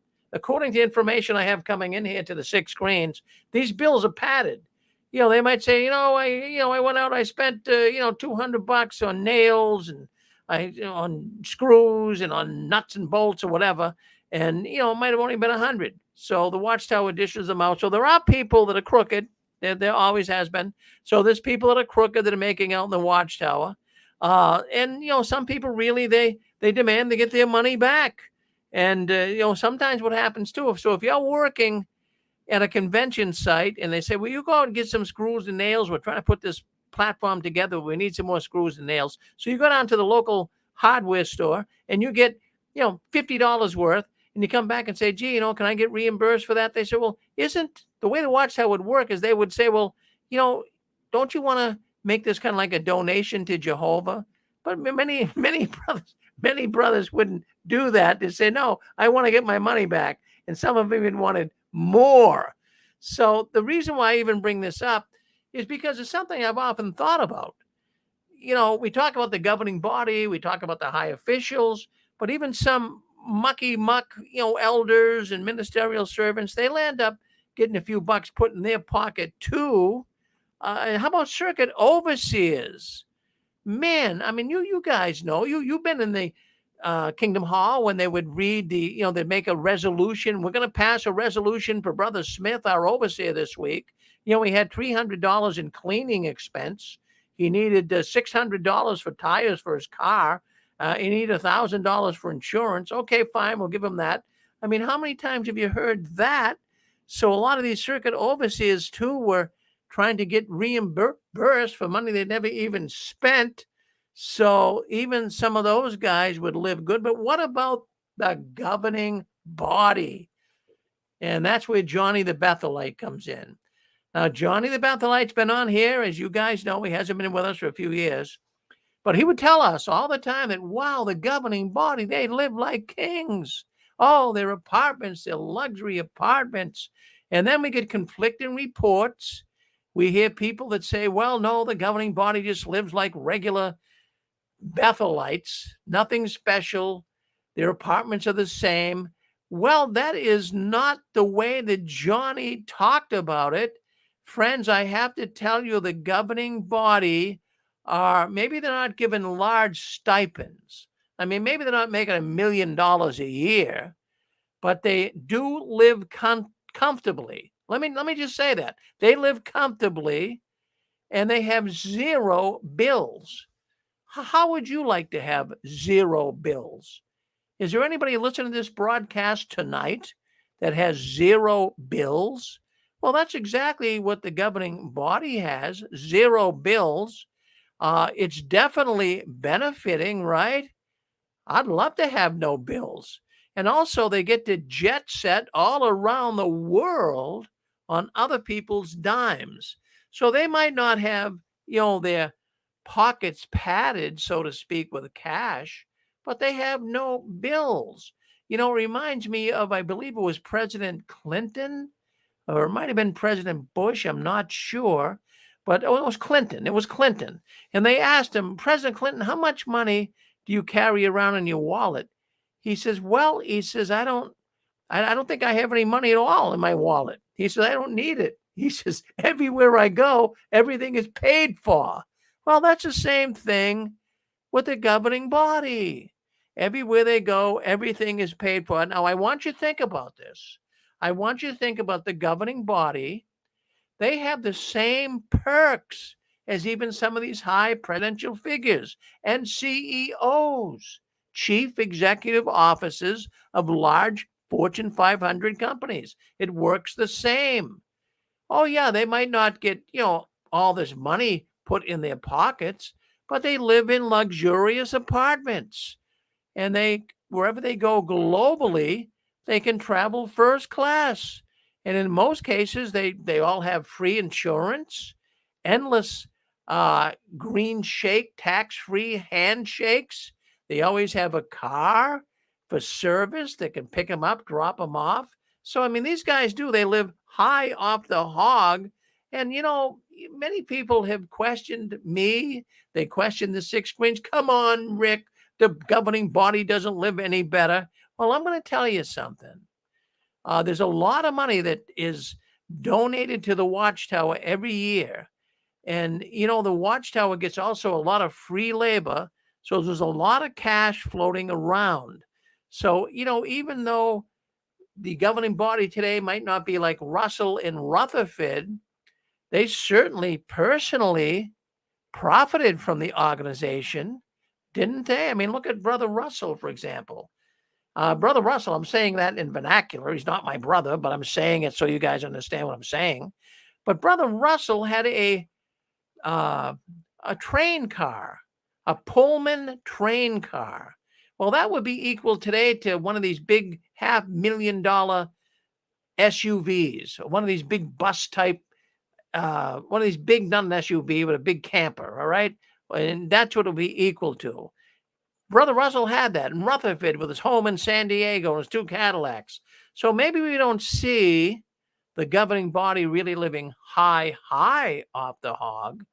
But we have got information that they live pretty good. I mean, Johnny told us that they're all driving Escalades, not your cheap Escalade, not your $90,000 Escalade from GM. These Escalades the governing body is driving, according to Johnny the Bethelite, $250,000. They're equipped with every known accessory it could get, including internet service and everything else. So, they're living good. They're living good. But the reason I wanted to even talk about this tonight is because I wanted to give you a little eye opener. Here tonight. Let me get in and find it for you. It's concerning Watchtower real estate in other areas, especially in the United Kingdom. Just give me a second here and see if I can't get in here and find it for you. I think you'll find it very, very fascinating that the Watchtower Bible and Tract Society in the United Kingdom has all these beautiful properties up for sale. Now, who was living in these properties? I mean, they're beautiful properties, 4 or 5 bedroom homes, and they're up for sale right now. So let me just get in here. I want you to see some of them. I'm going to put them up here so you will be able to see it if you're on. Let's get in here right now. Let's go to the website, and I want you to see some of these homes. So what I'm going to do is I'm going to share this. Let me go right now into YouTube, and I'm going to share this with you guys so you can see the website that I'm coming up on here. So let me share the screen. Just give me a second here to get it. And okay, here it is right here. And I'm going to share it right now. I believe you guys can see it. This is the website. You can see it on the top. It says IBSA, International Bible Students Association. Now, let me just make sure you are seeing that. Yeah, you are seeing it. Now, let me just read. I'm going to read you some things here you're going to find very, very fascinating. First of all, let me just identify what the IBSA is. This is the London Properties, is part of IBSA, International Bible Students Association, a registered charity acting on behalf of Jehovah's Witnesses in Britain and Ireland. So, yes, indeed, this is Watchtower properties in Britain and Ireland that are on the chopping block. Now, let's take a look at some of these properties. My goodness gracious. Look at some of these properties. This is high class. Now, a lot of these places are apartments. Some are single homes. But Watchtower owns all of these. And they got them up for sale. You guys can see some of them. Just take a look here. Let's just take a look and look at this. I mean, for example, look at that. That's a beautiful apartment. Would you like to live there? I'd like to live there. It looks beautiful. But this is some of the apartment houses the Watchtower owns. They're up for sale. And who do you think was living in there? You think the rank and file was living in some of these apartments? No.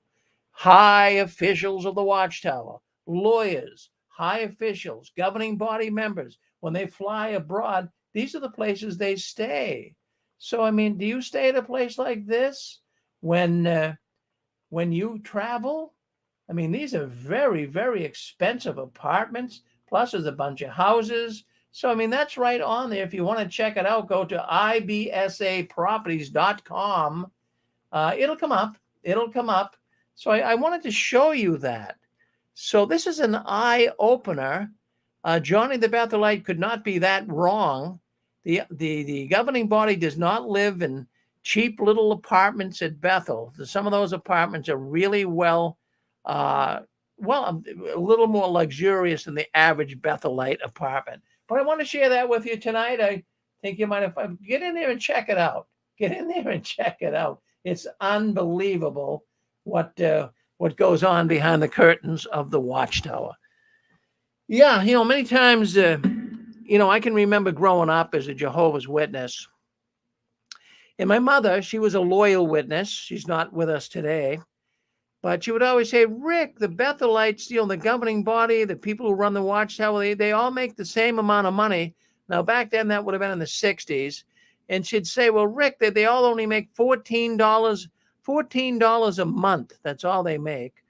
Well, the latest figure I understand now that the Bethelites make, it might have gone up now because of inflation, but a couple of years ago, the average Bethelite was pulling in $120 a month. Now, that's not a lot of money, right? It really, really isn't. I mean, you say to yourself, how can you live on $120 a month? But let me put it this way. If you have no expenses, I mean, it's still going to be hard in today's day, right? I mean, a toothpaste will cost you a couple of bucks. So shaving equipment. So, I mean, it's not easy being an average Bethelite, but I'll guarantee you the governing body is not worried about where they're going to buy their next tube of toothpaste. They're not worried about that one bit. So I wanted to share that with you here tonight.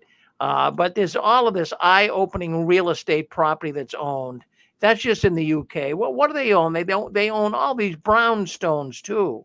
These townhouses in Brooklyn that have never been sold off. They're worth millions of dollars. Some of them are worth $2-3 million a piece. So, the governing body is not living a life of a pauper. Trust me, they're living all right.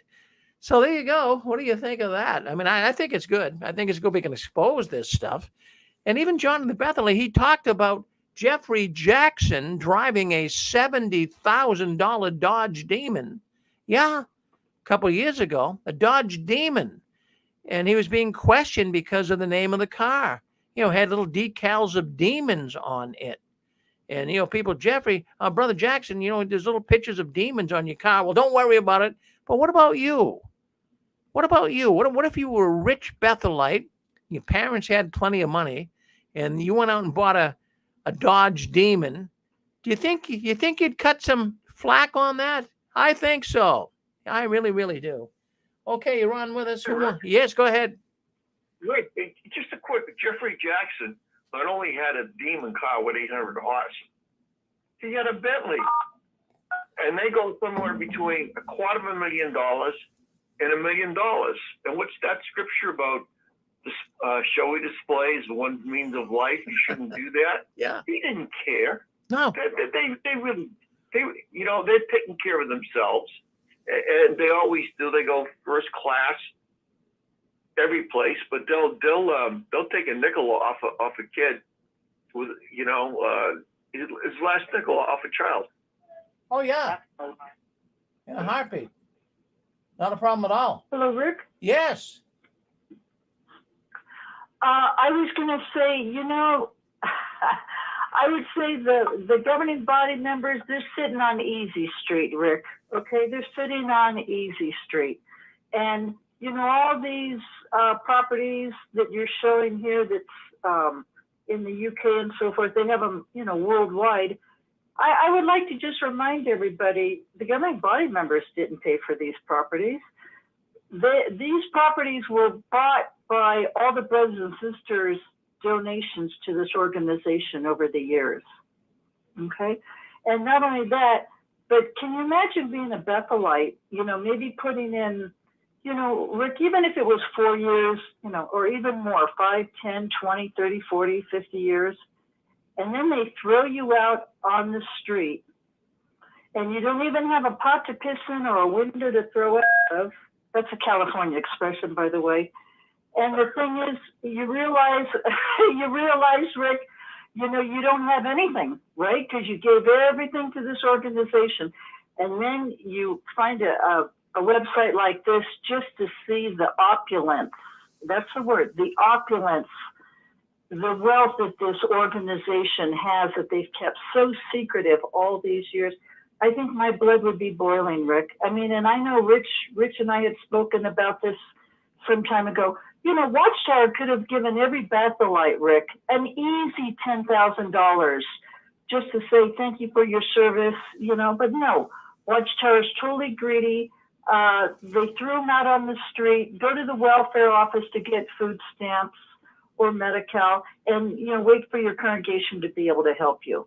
I mean, isn't that disgusting, Rick? And then you see how wealthy these properties are. I mean, they're here in California, a property like that, I mean, that would be like an Atherton or Hillsborough.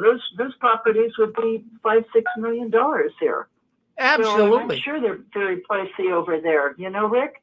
Just one property. Yeah. Well, well, you're not asleep at the wheel, Connie. I'll tell you that. You are moving forward. Well, that's good. You got these guys nailed. So that's good. Let's take a look here. Let's see what else is going on behind the curtains. Can I say one more thing? Yes, go ahead. I'm sorry, I was just trying to get in.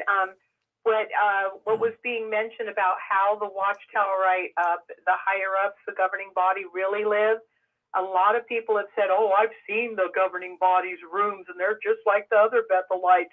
But we also know that we have had many ex-Bethelites who testified when they were actually able to visit for one reason or another, were summoned to a governing body's true living quarters, true apartment, which was not at the headquarters. They were saying of the grand pianos, of the marble floors, of the gold overlay fixtures. I mean, just opulence everywhere. We have to understand the way Watchtower works. They are very deceptive, and they have no conscience of fooling the rank and file, the adoring rank and file, who look up with godly run Watchtower. They go on their tours and, oh, and this is Brother So-and-so's room, and this is Brother So-and-so's room. See, they live just like the rest of us. No, they don't. So thank you so much, because we have conflicting stories, and I don't want anybody to think you're making up anything. Thank you so much, Rick. Well, there you go, Anne-Marie. Absolutely. I'm with Yeah, you. Mr. Fearon. Yes, go ahead, Ken. Yeah, as we've talked about on these programs before and has been brought out on other newscasts and so forth, the Watchtower Society has got millions and millions of dollars that they've gleaned from the taxpayers or their membership. And it's considered taxpayers' money right now if they go above and beyond what's allowed by the 501c3, and they have done so.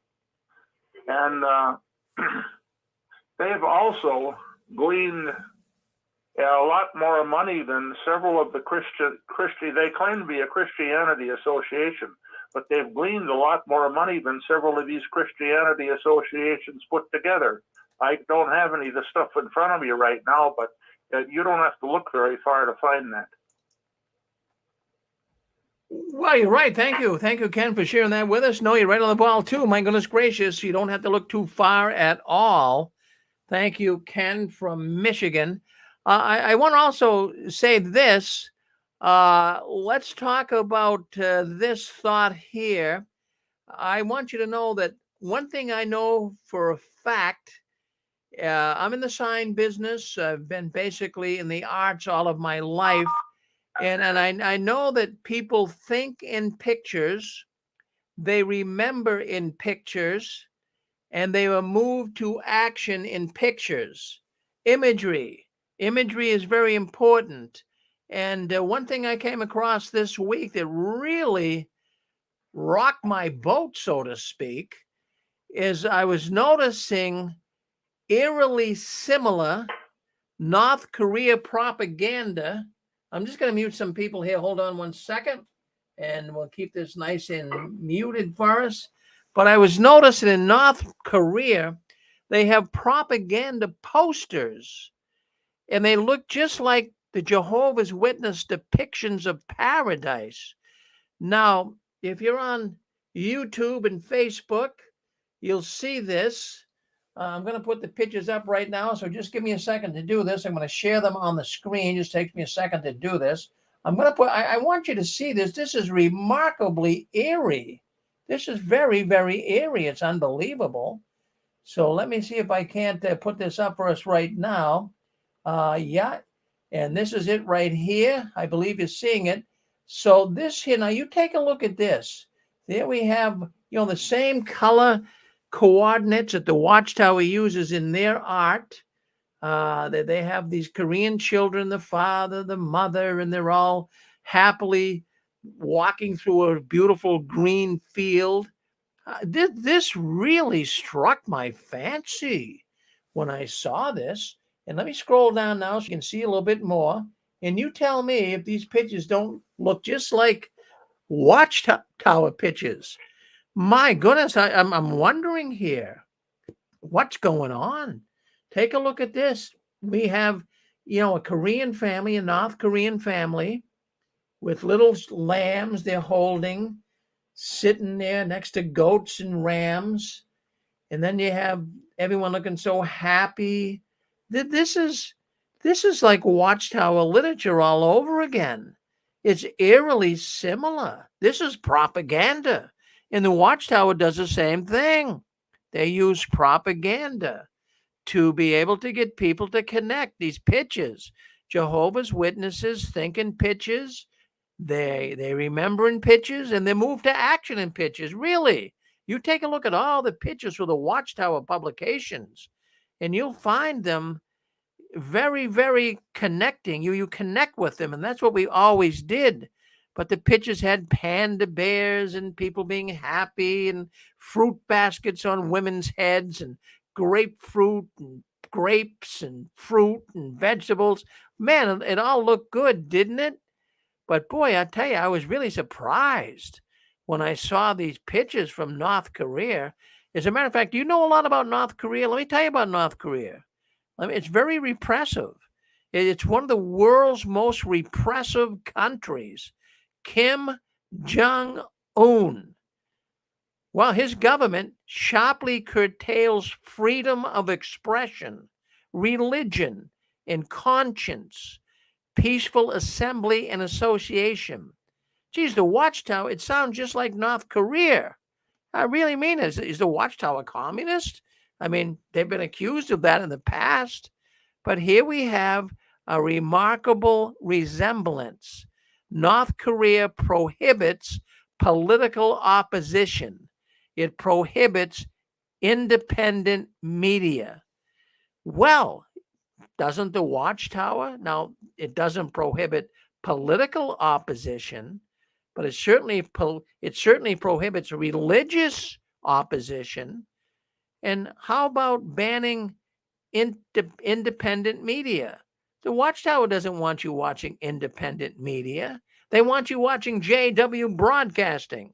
So as I dug more into North Korea and drawing a collaboration, the same things going on in the Watchtower, an inquiry found that the government of North Korea committed violations amounting to crimes against humanity, including extermination, murder, enslavement, torture, rape, and forced abortions. Now, I'm not going to come on here tonight and tell you the Watchtower is behind murders and enslavement and torture. Rape, I'm going to say that, there's some areas there I'm concerned with. And there's a lot of other things too that I think if the laws of the land actually allowed for it, I believe the Watchtower would kill you. I believe they would murder you. And I believe that people have been murdered for descending from the Watchtower. So there's a lot of similarities, but here's what really got me thinking. This is what really, really carved some real thoughts into the chambers of my mind. In the year 2020, the government of North Korea invoked COVID-19 to put it in place in an extreme, unnecessary measure that further isolated the country, blocking information coming in and out of the country. The Jehovah's Witnesses have done the same thing that Kim Jong-un has done, invoking COVID-19 and put it in an extreme and unnecessary place. It isolated the country. They don't want anybody going anywhere. Hunker down. That's just what the Watchtower's done. They got witnesses hunkering down. Get your vaccination. If you're an older witness, don't go out. Don't go to the meetings. The same thing. This is insanely creepy. This is insanely creepy. Yes, it's just something that got me thinking when I saw these images today. So I'm just thinking out loud. I don't know. I know the North Korean organization, a government, is very much like the Watchtower organization. They run parallel ways of thinking. So, hey, Rick. Yes. Hey, Angela had a thought, Rick. Let me pass it over to her. Sure. We were just listening last night to the communists. What they're trying to do is get down to 1 billion people. So we've got 7 billion right now. And then they're going to have a one world national religion. Is that what they call it? A national religion? Something like that, that everybody has the same exact religion. And those things that you were saying were the basic ways they want you to be is exactly what they were listing off as being the religion of the whole world, that they're going to require all people to believe the same way. It sounds halfway good, but it's very, very, very controlling. So it's interesting to me that you read off the same things we were listening to as far as what that would be like, the way we're supposed to believe. So anyway, that's it. Wow, that's amazing. I'll tell you what, as you examine this stuff, Angela, the Watchtower is working in the very same ways these communist countries are working, when you think about it. In these pictures, you probably couldn't see the pictures. It's identical. Identical. And what they're doing. Yeah. Go ahead, Rick. I'm sorry, Dan. Go ahead. No problem. No, I was looking at those pictures and I thought, man, that is just like Watchtower. But and it's the same idea. I mean, like you said, North Korea used it. Everybody's using it. Our government's using it to control us, lockdowns, mandates. There was a guy that came on the other day and he said, how do you feel that being beat up, pushed around, controlled, jabbed? He says, how do you feel? And now, oh, thank God the government saved us. Thank God that the Supreme Court saved us. And the guy says, we've had the hell beat out of us for a couple years here. But here's the thing, Rick. I was looking at those pictures and I thought, what Watchtower don't teach? And this is what I'm concerned about. The way they propaganda, Rick, there's a movie out. What was that called, Angela? Chronicles. Something Chronicles. It's about brainwashing. And it's about how TV does this real unique brainwashing. It's not MK Ultra, but it's through the TV, it's through fake pandemics, it's through all this stuff. But here's the thing, Rick. What the Watchtower don't tell you is those little people in all those cute little pictures are the only ones. Aunts and uncles and people who have left will be genocided. And that's what they're not telling. Here's a cute picture. Do you want to be amongst them? Well, your family's not going to be there, and your aunt who's a Christian isn't going to be there, and your uncle who's over in India, well, he's not going to be there. Nobody's going to be there but this handful of people. Rick, it's the same identical thing. It's a new world order. And they call it, we used to say the new world, in the new world. And what people don't realize, that picture right there, what precedes it is a genocide. And that genocide don't include your family who are not Jehovah's Witnesses. We were told everyone outside the door of the Kingdom Hall was Babylon the Great. They were all part of Satan's world. And won't you be glad, like the governing body, Tony Morris said, won't you be glad when they're all dead, never to return? If that is not communist, I don't know what is, Rick. Think about that. We disagree with Tony Morris. We disagree with Stephen Leck. And they said that we should die because we disagree with these creeps, because we've had enough of waiting. Their false promises, their mediumship. We've said no more to their mediumship. We don't want you as our mediator. We don't want your spirit food at the proper time. We don't want your channeling anymore. We want to live our life. We put our life on hold. And they said, well, you deserve to die. And won't you be glad when they're all dead? I mean, that's communist, Rick. That's as communist as it gets. Won't you be glad when they're all dead? And they stand up and applaud. The people in the audience are applauding their own family's death. That's what they're saying. Genocide to all who don't worship the way we do. That's wrong, man. Yeah, Angela wants to say something, Rick. Okay, so here's the thing. That New World Order, we got to hear all the plan of it. And they're getting rid of the middle class. I'm not saying, some things I'm saying you guys already know, okay? I don't mean to think you don't know. But the middle class, they're going to get rid of. They're going to get us down to 1 billion people. And then anyone who does not agree with, obeying the rules, doing the religion like they say, if you don't, then they're not going to allow you to function like everyone else, and you won't be able, they're going to starve us to death. So I assume that means you can't buy or sell, they're just going to starve anybody who's not compliant.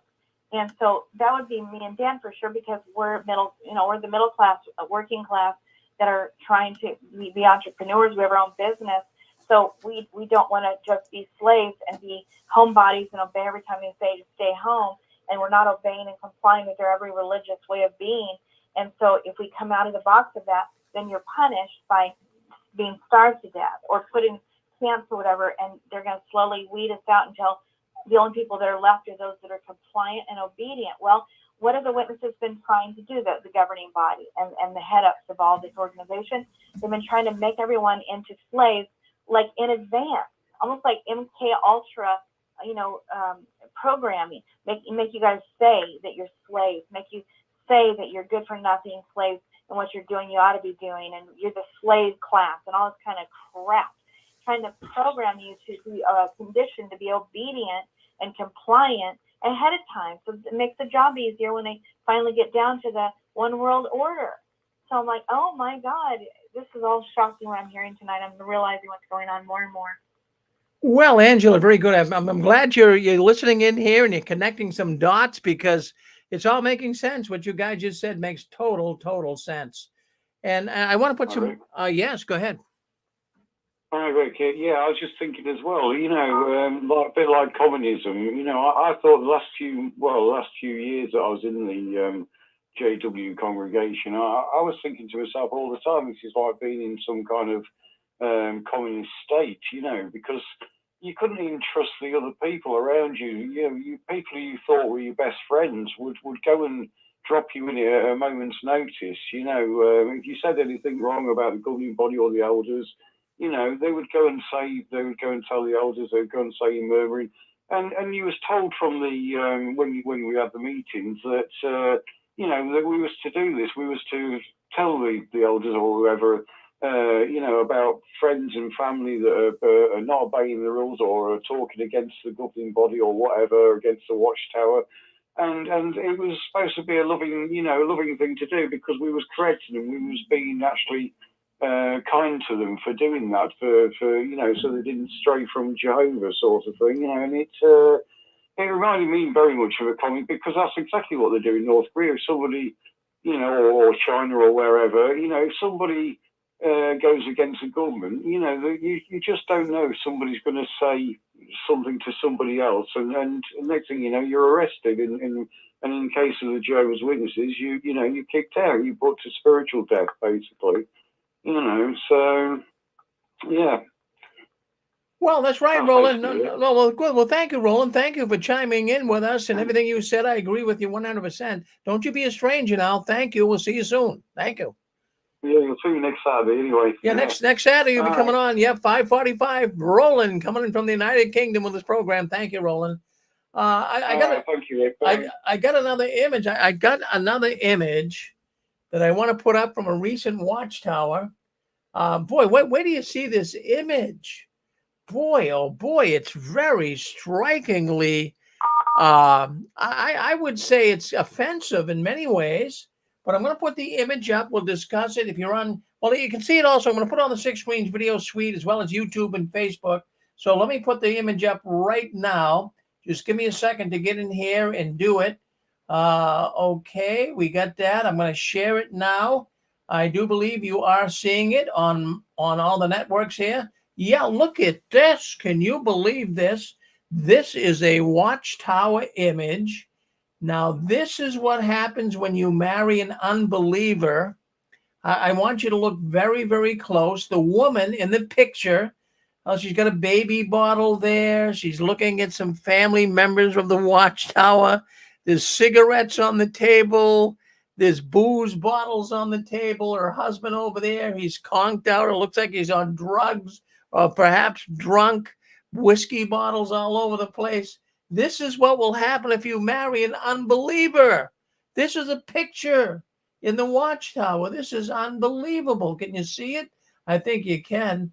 Boy, I'll tell you, see, people think in pictures, they remember in pictures, and they move to action in pictures. And that's exactly what the Watchtower's doing here. So they're saying, you marry an unbeliever, this is going to be your life. Oh, you're going to have a little baby. Your husband's going to be an alcoholic. There's going to be just trouble all over the place. Rick? Yes. Yeah, he's a throwaway. Like all the people in the world. He just can't be a man who's out taking care of his family. He's got to be a drunk alcoholic, a porn freak. I mean, they are bastardizing anybody who's not like them. And here's the other thing I'm concerned about. What the Watchtower is going to do, I think, if they do this media center, is promote paradise to the newbies.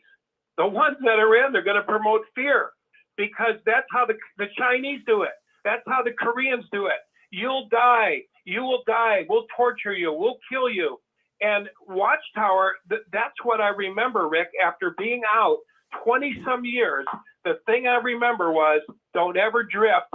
Don't ever drift away. You'll be out to sea. Don't ever leave. You'll be disconnected from your family. You'll be cut off. Jehovah will kill you with his hand. You'll be stomped under Jehovah's feet. You'll be returned into Satan. This is why they're so damn in a hurry to get, excuse my language, that's why they're in such a hurry to get this media center. They got to get the fear going again. They're going to have so many, I'm going to be curious how many fear videos they put out as opposed to how many paradise videos they put out. I don't even think I heard the word paradise after I was a witness for 40 years. All I can remember is don't ever drift, don't ever read some other literature, don't look at porn, don't gossip, don't do this, don't do that. It was like this fear that hung over my head really crazily. And I know a lot of people that have been on the show, they said this fear has lasted for years.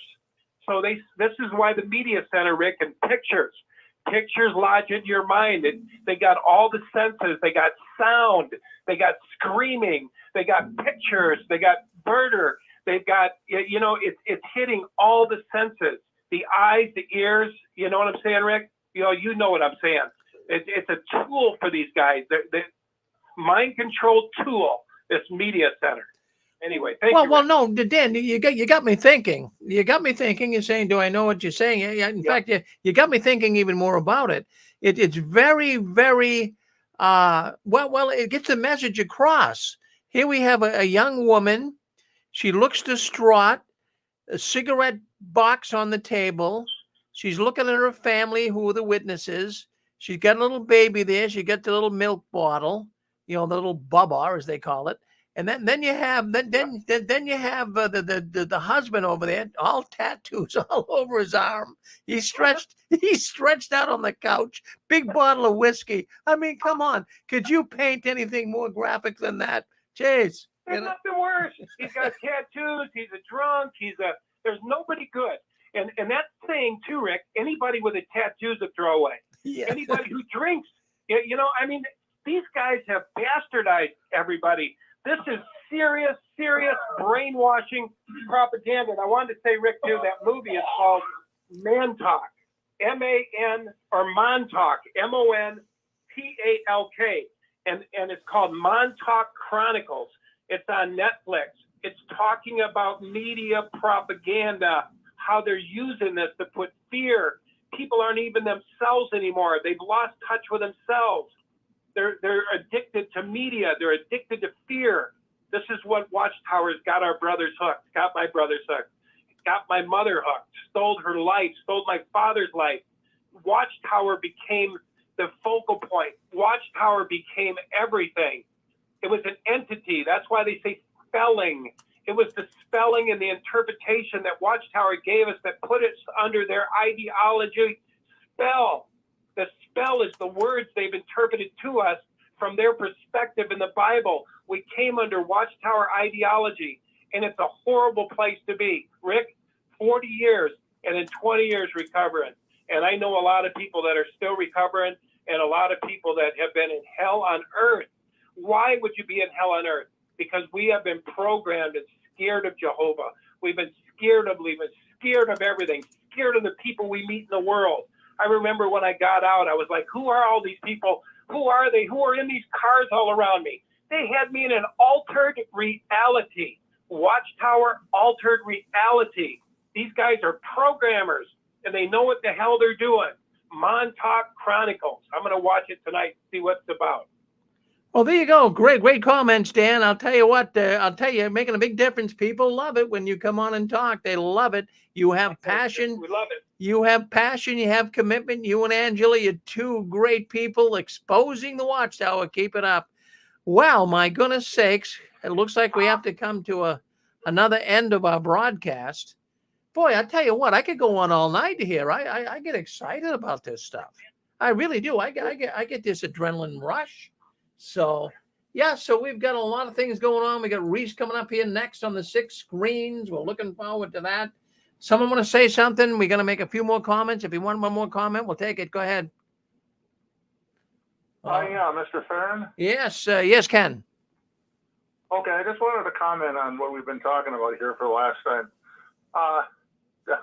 Dr. Robert Schuller, his sermons, whether we agree with him or not, always used to use the phrase to the people, God loves you, so do I.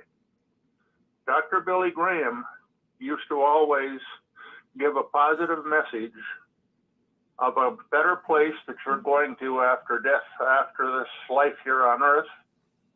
And he used to always encourage you to go to your church of your choice.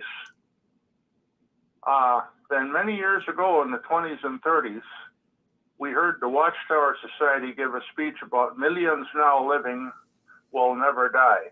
Right after that, they were giving literature out and everything like that, talking about how millions of people were going to die because they were, did not take their position with a, true God and so forth and all that. So that's a big contradiction and everything like that. And then Christianity always had said that, quoted one of their leaders as saying that upon this rock I will build my church, but the gates of hell shall not prevail against it. I've been hearing that that's hardly ever taught in the Watchtower Society. So I'd like to know what the heck is going on. And they're teaching this industry of death doctrine and so forth. I just wonder, how they get around everything and how they're, getting so many members and everything like that. I would think that this minister that's teaching the more positive doctrine would get a lot more following, but it doesn't appear that way. I have to tell you, Ken, they're not getting the people they have been getting. I mean, the reports for their service here has been way down. Well, thank you, Ken. Thank you for coming on. To hear that. All right, no, it's going down. Good man. Thank you, okay, Ken. Well, yeah. Yeah, you have a good night then, everything, and everybody, and God bless and be with you, and I'll see you at the next program. Well, good. Thank you, Ken, very much. Hey, listen, we are now ending the program, but we do have 6 Screen Sunday coming up tomorrow. On Saturday night, we don't preach to you. We don't get into theological teachings. But if you're leaving the Watchtower and you have feelings on theology, and what did Jehovah's Witnesses do when they leave the Watchtower for spirituality? Join us tomorrow on our 6 Screen Sunday program, starting at 1 o'clock. We have 2 great Christian apologists coming in, Jody and Scott. They'll be on tomorrow at 1. And then we go to JW World News at 2. And then at 2:30, Anne Marie should be coming on with her program. The last time she'll be doing this program called Searching for God's Truth in the New World Translation. Now, 2 weeks from tomorrow, she's starting a brand new program. It's called Testimonies and Confessions. So if you guys out there if you left the Watchtower and you have a testimony, if you became a Christian and you'd like to talk about it, get a hold of Anne Marie. You can write me at jwworldnews@gmail.com and come on Anne Marie's program in 2 weeks and give your testimony, how you left the Watchtower and became a real Christian. Or maybe you want to make a confession.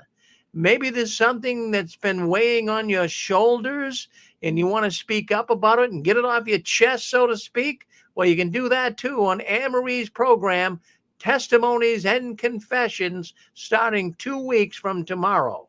So join us tomorrow on 6 Screen Sunday.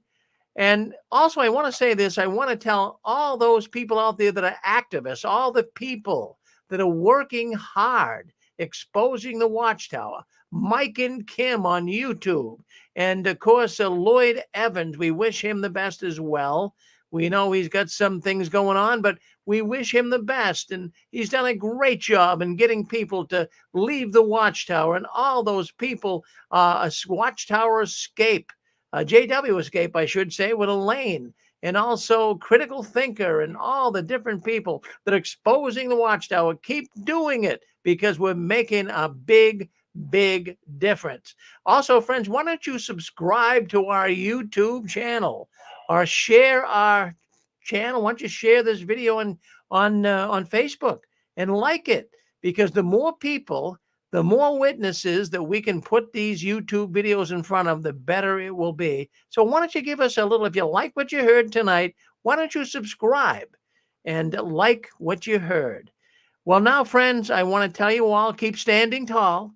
Don't you guys ever give in, up, or out. Keep waving the flag of victory in the last 1, leaving the Watchtower. Please turn off the new light. We are now going to Reese down in the belly of the beast down in New York City. Reese coming on next. Stay with us. Don't go anywhere.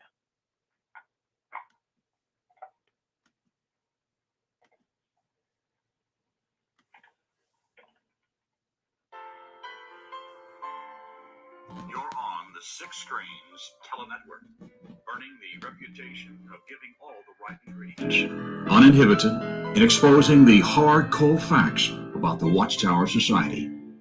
And now, in Disney.